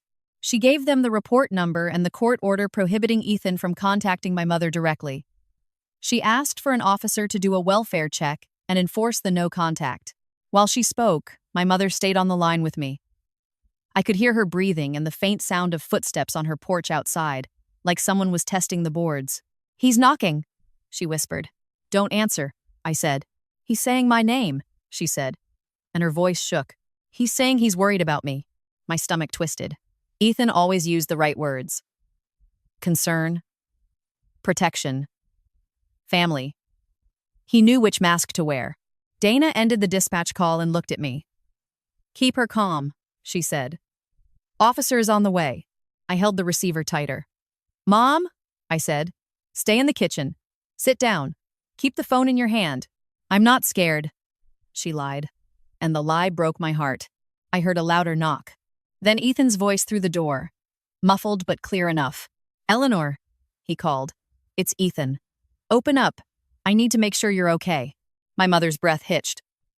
He sounds so normal, she whispered. That's how he wins, I said quietly. By sounding normal, there was a pause. Then I heard another voice, deeper, unfamiliar. A man. Then Ethan again, sharper this time. My mother whispered. He said he has paperwork. My throat tightened. Do not sign anything, I said. A minute later, a car door slammed outside. My mother gasped softly. I think someone's here, she said. Then I heard a voice outside the door, louder and official. Ma'am, this is Chicago police. Are you inside? My mother exhaled a sob. Yes, she called. Do you know the man outside your door? The officer asked. Yes, she said. It's my daughter's husband. Mage. Ma'am, the officer said, we need you to stay inside and keep the door locked. Sir, step away from the door. I heard Ethan's voice, now irritated. Officer, I'm family, he said. I'm trying to help. Sir, the officer repeated, firmer. Step away. My mother's voice shook. He's leaving, she whispered. I heard footsteps retreating. Then, another car door. Then, an engine starting. My chest loosened, like I'd been holding my breath for an hour. I'm okay, my mother said, and her voice sounded smaller than before. He looked angry. I know, I said. But you did the right thing. Dana leaned closer, her voice low. Ask her if he was alone, she mouthed. Mom, I said, the man with him. What did he look like? My mother hesitated. He was wearing a gray coat, she said. He carried a folder. He didn't talk much. He looked like someone from a bank. My stomach dropped. Bank. Folder. Paperwork. Ethan wasn't just harassing her. He was trying to get something signed. Tessa's fingers moved fast on her keyboard. If he's trying to finalize a guardianship signature or a power of attorney, she said, that's another crime. Dana nodded once. And it shows contempt for the court order, she said. At 1:18 p.m., Dana got an email from the lender's compliance department. She opened it and read silently, then handed her phone to Tessa. Tessa scanned the message. They're pausing disbursement pending review, she said. A small wave of relief hit me, but it didn't last. Ethan didn't need that loan to hurt me. He needed control, and control could be regained through other means. At 2:06 p.m., I got a voicemail notification on the prepaid phone. It was from a number I didn't recognize. The message was short. Miss Caldwell, this is Kyle Benton with Westgate Consulting. We have some urgent paperwork that requires your signature today. Please call me back immediately. The tone was polite. Professional. The kind of message you would return without thinking if you were still living in the old world where paperwork was routine and people were honest. Dana listened to it once, then looked at me. Do you know that name? She asked. Kyle Benton, I said. It was on the lien documents. Dana nodded. Actually, Isabel Dews. Tessa leaned forward. If you call him back from a recorded line, we can catch him, she said. Dana's eyes stayed on mine. My throat tightened. What script? I asked. Dana opened her folder and pulled out a single page. She slid it across the console like she was handing me a weapon.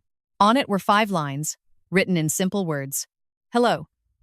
My name is Maya Caldwell. Can you tell me what paperwork you need signed and why? What address do you have on file for me? Who instructed you to contact me today? Can you email me the documents and the identification you used to verify me? Dana tapped the page once. We're going to let him talk, she said. We're going to let him confirm details. We're going to let him hang himself with his own words. My hands were steady again, but my heart was pounding. I looked down at the script and then at the phone. I thought about Ethan's whisper in the courthouse hallway. You don't know what you just started. Maybe I didn't know everything. Maybe there were parts of Ethan's world I hadn't seen yet. But I knew this. He had built his power on people staying quiet and confused. And now, with court orders in hand, a police report number on paper, and a script that turned a phone call into evidence, the quiet was over. I pressed call back, put the phone on speaker, and waited for the first ring to connect, knowing that whatever Kyle Benton said next was going to pull the next thread loose. Kyle Benton answered on the second ring with a bright, practiced voice that sounded like he smiled for a living. Westgate Consulting, this is Kyle, he said. I kept my eyes on Dana's script. My hands were steady, but my heartbeat felt loud in my ears. Tessa had a small recording app running on her laptop in the back seat. Dana watched my face like she could catch panic before it showed up in my voice. Hello, I said. My name is Maya Caldwell. No ask. There was a half-second pause. The kind that means the person on the other end is adjusting their tone to match what they think you are. Miss Caldwell, Kyle said warmly. Yes, thank you for calling back. We have some urgent paperwork we need you to sign today to finalize the file. I read the next line. Can you tell me what paperwork you need signed and why? Kyle didn't hesitate. It's just confirmation documents related to the lien and the disbursement, he said. Casual. Standard closing package. Nothing complicated. Dana's mouth tightened slightly. Tessa typed, capturing every word. I kept my tone even. What address do you have on file for me? Kyle rattled it off. Our marital home address, correct down to the zip code.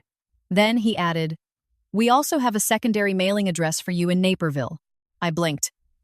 Naperville? I repeated. Dana's eyes sharpened. I didn't have a mailing address in Naperville, Kyle continued smoothly, as if he had already said something normal. Yes, the correspondence address your husband provided, he said. He said you prefer mail there. My stomach tightened. That wasn't a mistake. That was a controlled lie. A place Ethan could access without me. I moved to the next line, forcing my voice steady. Who instructed you to contact me today? Kyle chuckled softly. Your husband, of course, he said. Ethan Caldwell. He said you've been hard to reach. There it was, out loud. Recorded. Ethan had sent a loan agent after me using my name and a fake mailing address. Dana leaned closer and mouthed, Keep going. Can you email me the documents and the identification you used to verify me? I asked. Kyle's tone shifted slightly. Still polite, but sharper at the edges. We already verified you, he said. We have your identification on file. This is just a signature step. What identification? I asked. Calm. Kyle exhaled, like he was talking to someone difficult. My driver's license? I asked. Yes, he said. The one provided at notarization. I let a beat of silence sit there. Then I asked, Can you tell me the number on the license you have on file? Kyle hesitated for the first time. It was small, but it was there. I don't have it in front of me, he said quickly. Dana's eyes narrowed. She held up 2 fingers, signaling 2 more questions. I said, What notary was used? Kyle answered automatically, then stopped himself halfway. Dana leaned in and whispered, barely audible, Ask who came in? I took a breath. Who came in to sign? I asked. Was it me? Kyle laughed, but the laugh sounded forced now. Yes, he said. It was you, Miss Caldwell. I kept my voice flat. There was a pause long enough that I could hear Kyle's office noise. A printer, distant voices, the click of a keyboard. That's not, he started. Describe what I was wearing. I repeated, evenly. Kyle's voice tightened. Miss Caldwell, if you're having concerns, you should discuss them with your husband, he said. I'm just handling paperwork. Dana held up her hand, signaling stop. She didn't want me to push too far and tip him into silence. I said, Okay, email me the closing package. What email address do you have for me? Kyle said. An email address I recognized mine. The one Ethan likely had access to through my stolen phone. Dana shook her head slightly. I needed him to say it. What's the exact spelling? I asked. Kyle spelled it. Wrong. He used an extra letter in my last name. A small change, easy to miss. A fake email address set up to mimic mine. Tessa's eyes went wide for a fraction of a second. She started typing faster. Kyle cleared his throat. Miss Caldwell, we need to move quickly, he said. If you don't sign today, you may be in breach. I let my voice stay calm. I'm not signing anything today, I said. Please send the documents to my attorney. Kyle's tone snapped. We don't have your attorney, he said. You do now, Dana said, leaning toward the phone, her voice crisp and controlled. This is Dana Hollis. Bar number. Kyle hung up. For a second, the car was silent, except for the heater. Then Tessa exhaled slowly. That was enough, she said. He confirmed, Ethan instructed him. He confirmed the Naperville mailing address. He confirmed they used a license at notarization. And he gave us a fake email address. My confirmed after 2 Faven. And happened to elated him. And he gave us a fake email address. She said. Dana nodded once. And he hung up the moment an attorney spoke. She said, which tells me he knows exactly what he's doing. My hands started to shake after the call ended, not during. My body always saved the reaction for later, like it had been trained. I clenched my fingers until they stopped. Ramon drove without speaking, taking us back toward Dana's office. Snow had picked up, thin white lines cutting across the windshield. Cars moved slower, brake lights glowing red, commuters cautious. Normal life continuing around a storm no one could see inside my chest. Back at the office, Tessa immediately began working. She opened her laptop, pulled up domain lookup tools, and started tracing the fake email address. This is likely registered through a privacy proxy, she said, typing. But if Ethan set it up recently, there may be a footprint. Payment method. IP logs. Recovery phone number. Dana was already drafting another letter. Will subpoena Westgate, she said. And the lender. And the mailbox store. And the notary. We'll line up each piece. My prepaid phone buzzed again. Please answer. I'm scared. He's out of control. I stared at it until the words blurred. I wanted to call her. I wanted to scream at her. I wanted to ask her why. But Dana's earlier warning sat in my head like a rule carved in stone. If Lena was involved, she would warn him. If she was being used, she would panic. Either way, Ethan would get information. Dana glanced at me. "Don't," she said quietly. I swallowed and set the phone down. At 4:38 p.m., Dana's email chimed. She opened it and read. Then she stood up. "Okay," she said. "We have something." Tessa looked up. "From who?" Dana turned the screen toward us. "The mailbox store," she said. "They responded to the subpoena request we drafted. They can't release footage without formal service, but they offered something else." She clicked an attachment and printed it. It was a scanned copy of a form. A basic transaction record from the mailbox store's notary service. It listed the notary, the date, the time, the name used Maya Caldwell, and the method of payment. Paid in cash, but that wasn't the detail Dana was pointing at. The record also listed the name of the person who booked the appointment. Ethan Caldwell. Tessa's face went still. Ramon's hands clenched. My stomach dropped with a slow, sick certainty. Ethan hadn't just benefited from the forgery. He had scheduled it. Dana spoke quietly, like she was reading a verdict. "He booked the notarization appointment under his own name," she said. "He didn't even hide it." Ramon let out a short, angry laugh. "Because he thought no one would check," he said. Tessa nodded. "Or he thought he could talk his way out," she said.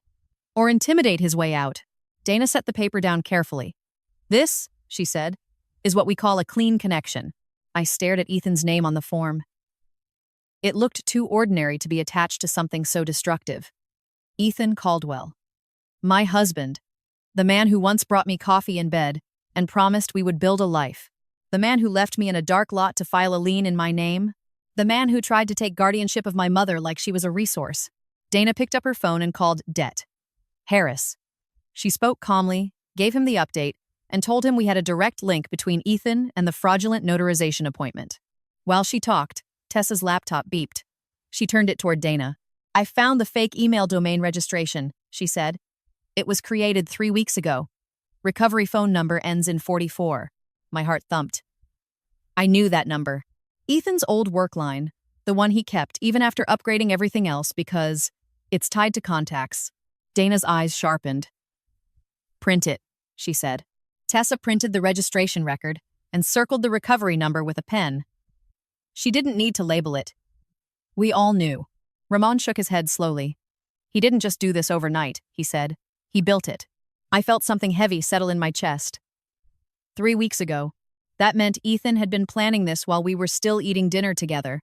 While he was still kissing my forehead in front of people. While he was still telling my mother he loved her cooking. He had been building a fake version of me in the background, like a duplicate identity he could use when he wanted to move money and seize property. Dana hung up with the detective and looked at me. "You're doing well," she said, and it was the closest she had come to warmth. I didn't feel well. I felt like I was seeing the outline of a monster I had lived with and told myself was just difficult. At 7:12 p.m., Ethan finally did what I knew he would do when legal pressure closed in. He sent an email to my entire workplace. Not to one person, not to my supervisor, to everyone in the staff directory. Subject line: urgent concern about Maya Caldwell. Tessa saw it first because she had been monitoring my accounts through the clean laptop. She didn't read it aloud.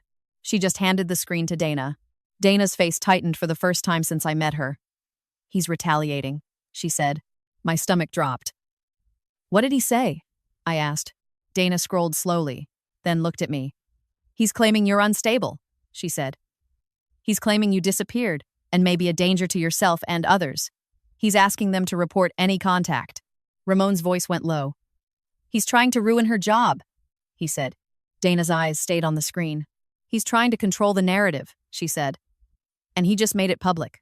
I stared at the email, at the way Ethan used professional language to wrap poison. I imagined my coworkers opening it, whispering, questioning, doubting. I felt heat rise behind my eyes, but I forced it down. Dana turned the laptop toward me. "This," she said quietly, "is where his mistake becomes permanent." I looked at her. She tapped the screen. "Because now," she said. We can show retaliation. We can show harassment. We can show he is escalating outside the court process. Tessa's fingers hovered over the keyboard. And his email header has IP information, she said. If he sent it from your phone or your account, we can prove it. Dana nodded. We're going to document everything, she said. And then we're going to let him keep talking. My chest felt tight, but underneath it, something steadier was forming. Ethan had always depended on privacy, on the fact that people don't ask questions, on the fact that a polished man can tell a story and be believed. Tonight, he put his story in writing and sent it to a room full of witnesses. And he had no idea that the version of me he tried to destroy was about to become the one thing he couldn't talk his way past. The next morning, the snow had turned the streets into gray slush and the world into muted sound. Tires hissed on wet pavement. People moved with their shoulders hunched, collars up, faces blank. It was the kind of day where everything feels slowed down, like the city is holding its breath. My life wasn't slowed down. It was tightening.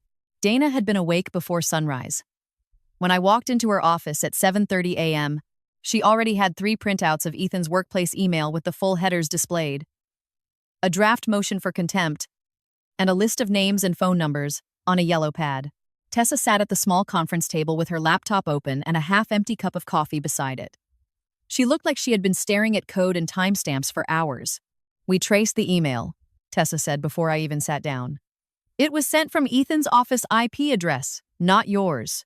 He didn't even try to route it through your phone. Dana looked up. Which means he intended to claim it was concerned husband communication, she said. Not hacked wife behavior. Ramon stood near the door, quiet, watching the hallway. He had become part of the rhythm now, like a constant guardrail. Dana slid the contempt motion across the table. We're filing this today, she said. The judge ordered no retaliatory contact. He contacted your workplace with defamatory statements designed to isolate you and jeopardize your employment. I stared at the papers. The words were clean and formal, nothing like the emotional mess I felt under my ribs. What happens when we file it? I asked. Dana's mouth tightened slightly. He will deny, she said. He will say he was worried. He will say he was protecting people. He will claim you're unstable. But the court sees patterns, and we now have a stack. And friend, Tessa clicked her mouse and pulled up another file. And we have more, she said. Dana didn't turn. She already knew that tone. Show me, she said. Tessa angled the laptop toward us. It was a screenshot of a document upload portal for Westgate Consulting. A login screen, a recent upload history, and a list of file names. One file name made my stomach drop. Eleanor Moreno, POA. PDF, power of attorney. Another file, guardianship, supporting. Statement, Doc X. And then a third, Maya, Caldwell, ID.jpg. I stared at the screen. How did you? I started. Tessa didn't look proud. She looked focused. Westgate's website has a client portal, she said. It's poorly secured. Their upload directory is indexed. Whoever built it didn't lock it down. Dana's eyes sharpened. We need to be careful, she said. We can't access anything illegally. I didn't download, Tessa said. I viewed what was publicly exposed. I documented the URLs and timestamps. It's in a report. Raid. Dana nodded once. Good, she said. Publicly accessible exposure is admissible, and it shows intent. My throat tightened. They're preparing power of attorney paperwork for my mother, I said. Dana's voice stayed steady. They were, she corrected. Now they know there are eyes. That's why the file names changed in the last hour. Tessa clicked again and pulled up another screenshot. A list of files, but now with generic names. Doc 1. PDF. Scan 2. .jpg. The original names were gone. They renamed them, Tessa said. But I captured the page before it changed. Ramon exhaled slowly. They're scrambling, he said. Dana looked at me. This is the cost of exposure, she said. When people know they're being watched, they get sloppy. I thought about Ethan booking a fraudulent notarization under his own name. I thought about his email to my workplace, sent from his office IP. Ethan had always been arrogant, but this was something else. This was a man who believed his charm was stronger than proof. Dana's phone rang. She answered quickly, listened. Then her expression tightened. "It's the lender," she said, covering the receiver briefly and looking at Tessa. "They want to talk about the loan file." She put it on speaker. A woman's voice came through, clipped and formal. "Miss Hollis, this is Marlene Watkins, compliance officer for Benton Financial Group. We have reviewed your notice of dispute. We are placing the file under investigation." Disbursement is paused. Dana's voice stayed calm. "Thank you," she said. "I also want the full application package preserved, including all communications." "We will preserve," Marlene said. "However, we have a concern." Dana's eyes narrowed. "What concern?" she asked. Marlene hesitated, then said, "We received a call late last night from a woman identifying herself as Maya Caldwell. She demanded we proceed with disbursement and threatened litigation if we delayed." My chest went cold. "That wasn't me," I said automatically. Dana held up a hand, keeping me quiet. "You have a recording?" she asked. "Yes," Marlene said. "All calls are recorded." The caller passed identity verification. Dana's jaw tightened slightly. "How?" she asked. Marlene said she had the social security number, date of birth, and answered the security prompts. My hands clenched. "Ethan, he had my information." Dana's voice stayed even. "We will subpoena the recording," she said. "And I want the IP and phone number associated with the call," Marlene replied. The call originated from a cell number ending in 44. The room went quiet. Tessa's eyes flicked up. Ramon's jaw clenched. Dana's gaze stayed fixed. Ethan's old work line ended in 44. Dana spoke carefully. "Thank you," she said. "That is extremely helpful." Marlene continued. "There is more. The caller requested that documents be emailed to a new address. A different spelling. She said her prior email had been hacked." Dana's voice stayed calm. "That's the fake email we found," she said. "Yes," Marlene said. "We flagged it. We did not send anything." Dana ended the call and sat very still for a moment, like she was mentally stacking each piece into place. "That's it," she said quietly. "What?" I asked, my throat tight. Dana looked at me. "He impersonated you to pressure a lender," she said, "using his own phone number. That's criminal." Ramon's voice was low. "And stupid," he said. Dana nodded once. "Arrogant," she corrected. "He thinks he can out-talk any system." Tessa opened a folder on her laptop. "I'm drafting a forensic report summary now," she said. "The fake email registration, the Westgate portal exposure, the lender call origin, the mailbox appointment record, the workplace email IP. It's a chain. Gata." Dana stood up and grabbed her coat. "We're going to the courthouse again," she said. "We file contempt, and we file an amended complaint with this new evidence. Then, we talk to Det. Harris."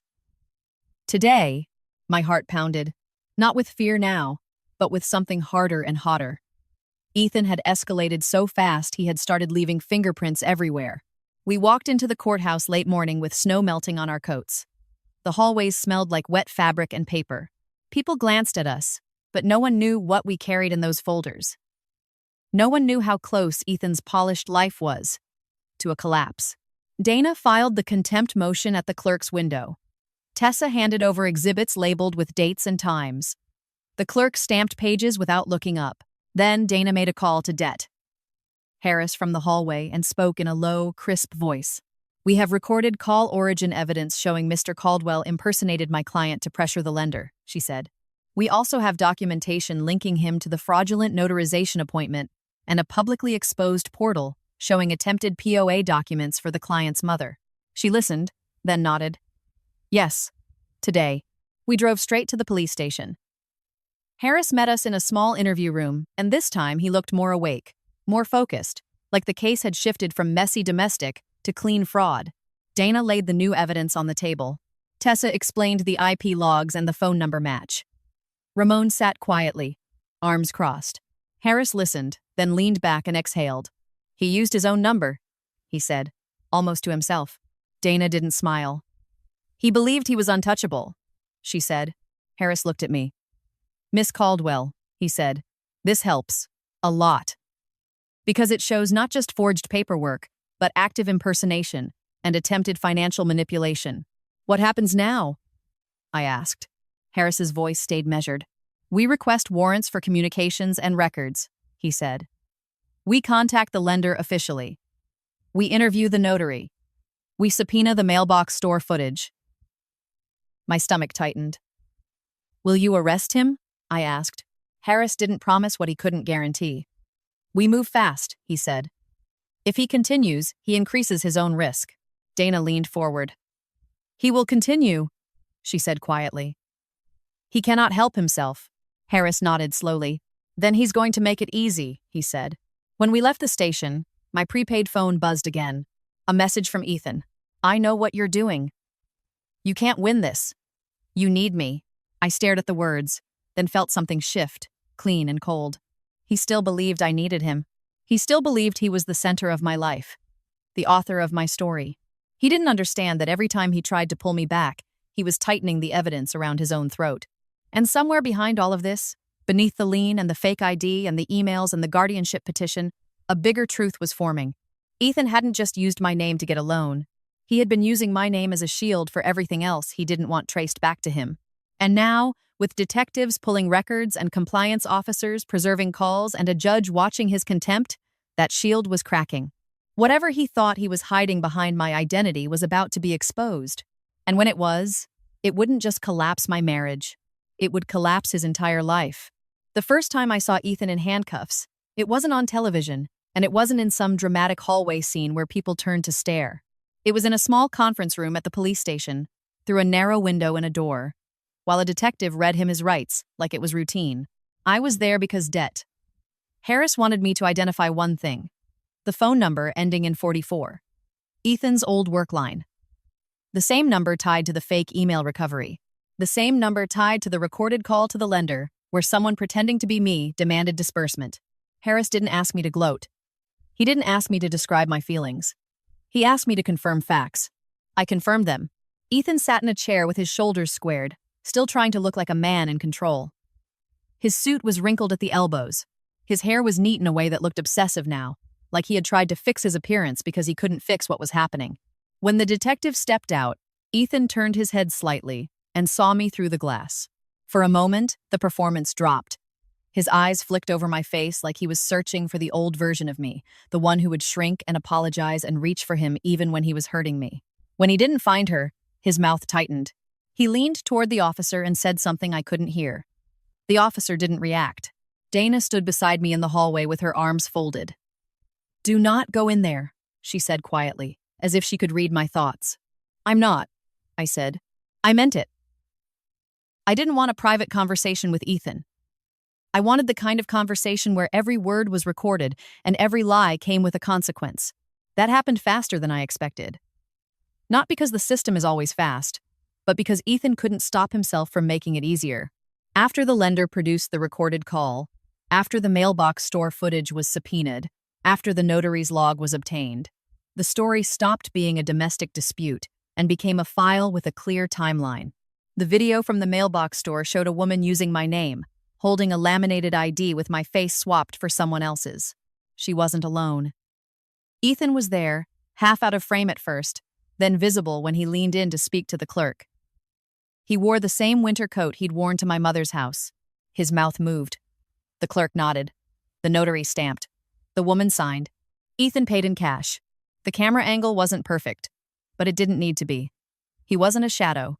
He was present. He was involved. He was comfortable. Wendet. Harris showed me the still frame printed in black and white. I felt something strange and clean in my chest. Not joy. Not relief. Confirmation. This was who he had always been. I had just been trained to doubt my own eyes. Then Westgate Consulting started unraveling. Kyle Benton tried to disappear. His voicemail went dead. His number stopped taking calls. Westgate's website went offline. Their office address turned out to be a rented suite with a receptionist who said she just answers phones. The fake email domain was tied to Ethan's phone number. The lien application used my identity and an address Ethan controlled. The guardianship petition for my mother had been drafted on a Westgate template, the same font, the same margins, the same language Kyle used on the phone when he said, "closing package." It wasn't one bad decision. It was a system Ethan had built. And then the piece I didn't expect clicked into place. The piece that turned Ethan's private cruelty into something bigger than my marriage. Debt. Harris asked me about Ethan's logistics contracts, the ones he bragged about at dinner parties, the ones he used to make people treat him like a man with influence. He asked if I had ever seen shipping manifests or invoices around the house. I had, not because I was snooping, because Ethan loved to leave paperwork on the kitchen counter like trophies. He wanted me to see his importance. He wanted me to feel small next to it. I remembered a folder labeled Med Suppley Routes that he had tossed into a drawer when he thought I wasn't watching. I remembered him complaining about compliance audits, like they were a nuisance, not a necessity. I remembered him saying once, with a smirk, "The government pays fast when you know how to write the numbers." End quote. Dana had warned me not to chase theories, so I didn't. I gave Harris what I had. Dates, folder names, one vendor name I had seen printed on a label. Harris nodded, wrote it down, and said nothing else. 2 weeks later, I learned why. Ethan's identity fraud case triggered attention from another office. His forged filings and the lender call led investigators to the financial web around his company. Westgate Consulting wasn't just helping him seize my property. It was cleaning money, shifting liability, and creating paper versions of people to sign things they never signed. And Ethan wasn't the smartest person in that web. He was just the loudest. The day the federal agents showed up at Ethan's office, he was still convinced he could talk his way out. That's what Dana told me afterward. Because I wasn't there, and I didn't need to be. Ethan's coworker called one of my former colleagues in a panic, and it traveled through town the way news always does. Agents. Boxes. Computers carried out. People standing in the parking lot with their mouths open. Ethan called me from jail that night. Not from his phone. From the jail line, where the automated voice tells you the call is recorded and asks if you accept. I didn't accept. He left a message anyway, his voice strained, stripped of its polished calm. "Maya," he said, and for once he sounded scared. "This is bigger than you. This is bigger than us. You need to fix it. You need to tell them you lied." I listened to that message one time, then I saved it. Then I forwarded it to Dana and Harris. Because it wasn't bigger than me. It was exactly what he had built while I was living beside him, trying to be reasonable. The hardest part wasn't Ethan falling. The hardest part was Lena. She didn't show up at first. She didn't answer calls. She didn't come to my mother's house. She disappeared into whatever hole she always found when consequences approached. Then, on a Tuesday afternoon, she walked into Dana's office with her eyes swollen and her hands trembling, holding a folder like it was the only thing keeping her upright. She looked smaller than I remembered. Not younger. Smaller. Like she had been squeezed down by fear. "I didn't know it was this," she said before she even sat down. I swear I didn't know. If Kriye. Dana didn't comfort her. Dana slid a legal pad toward her and said, "Start at the beginning." Lena talked for 40 minutes without stopping. She said Ethan had offered to pay off her credit cards, her rent, a debt she hadn't told me about. She said he told her he needed her to sign as a witness, that it was just so Maya's mom is protected, that I was overwhelmed, and he didn't want me burdened. She said he used my mother's forgetfulness like a weapon, saying, "What if something happens, and Maya can't handle it?" Lena cried when she said my name, like it hurt. Then she opened her folder and handed Dana a printed email chain. It was between Lena and Ethan. Subject, Westgate Retainer. Ethan's words were there in black and white, casual and cruel. "Remember, you didn't see anything. You signed for your sister's good. Don't make this messy." At the bottom of the chain was an attachment. Lena had never opened, because she didn't want to look. She had printed it anyway. A scanned copy of the fake driver's license used in my name, and a draft power of attorney for my mother. The witness line. Lena's name. Typed in. Dana looked at me after Lena left and said quietly, "This is your twist." "What do you mean?" I asked, my voice flat. Dana tapped the page with Lena's email chain. "He didn't just take advantage of her," she said. "He documented his control. He thought it protected him. It protects you." Lena agreed to testify. Not because she suddenly became brave, but because the choice was gone. She had been pulled into Ethan's web, and now the only way out was truth. When Ethan's case finally reached the point where there were court dates that mattered, I sat in the back of a courtroom again. Not family court this time. Criminal court. Different tone, Different stakes. Ethan's suit was replaced by a jail-issued uniform. His hair was shorter, his face was thinner. The confidence was still there in flashes, but it looked like a habit without power behind it. The prosecutor didn't talk about my feelings.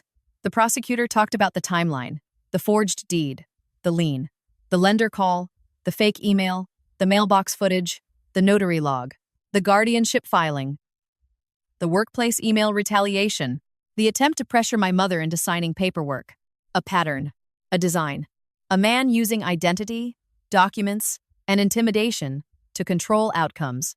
When the judge read the orders, I didn't feel triumphant. I felt the way you feel when a storm finally passes and you step outside and see what it destroyed. Ethan lost access to everything he used as leverage. The lien was voided.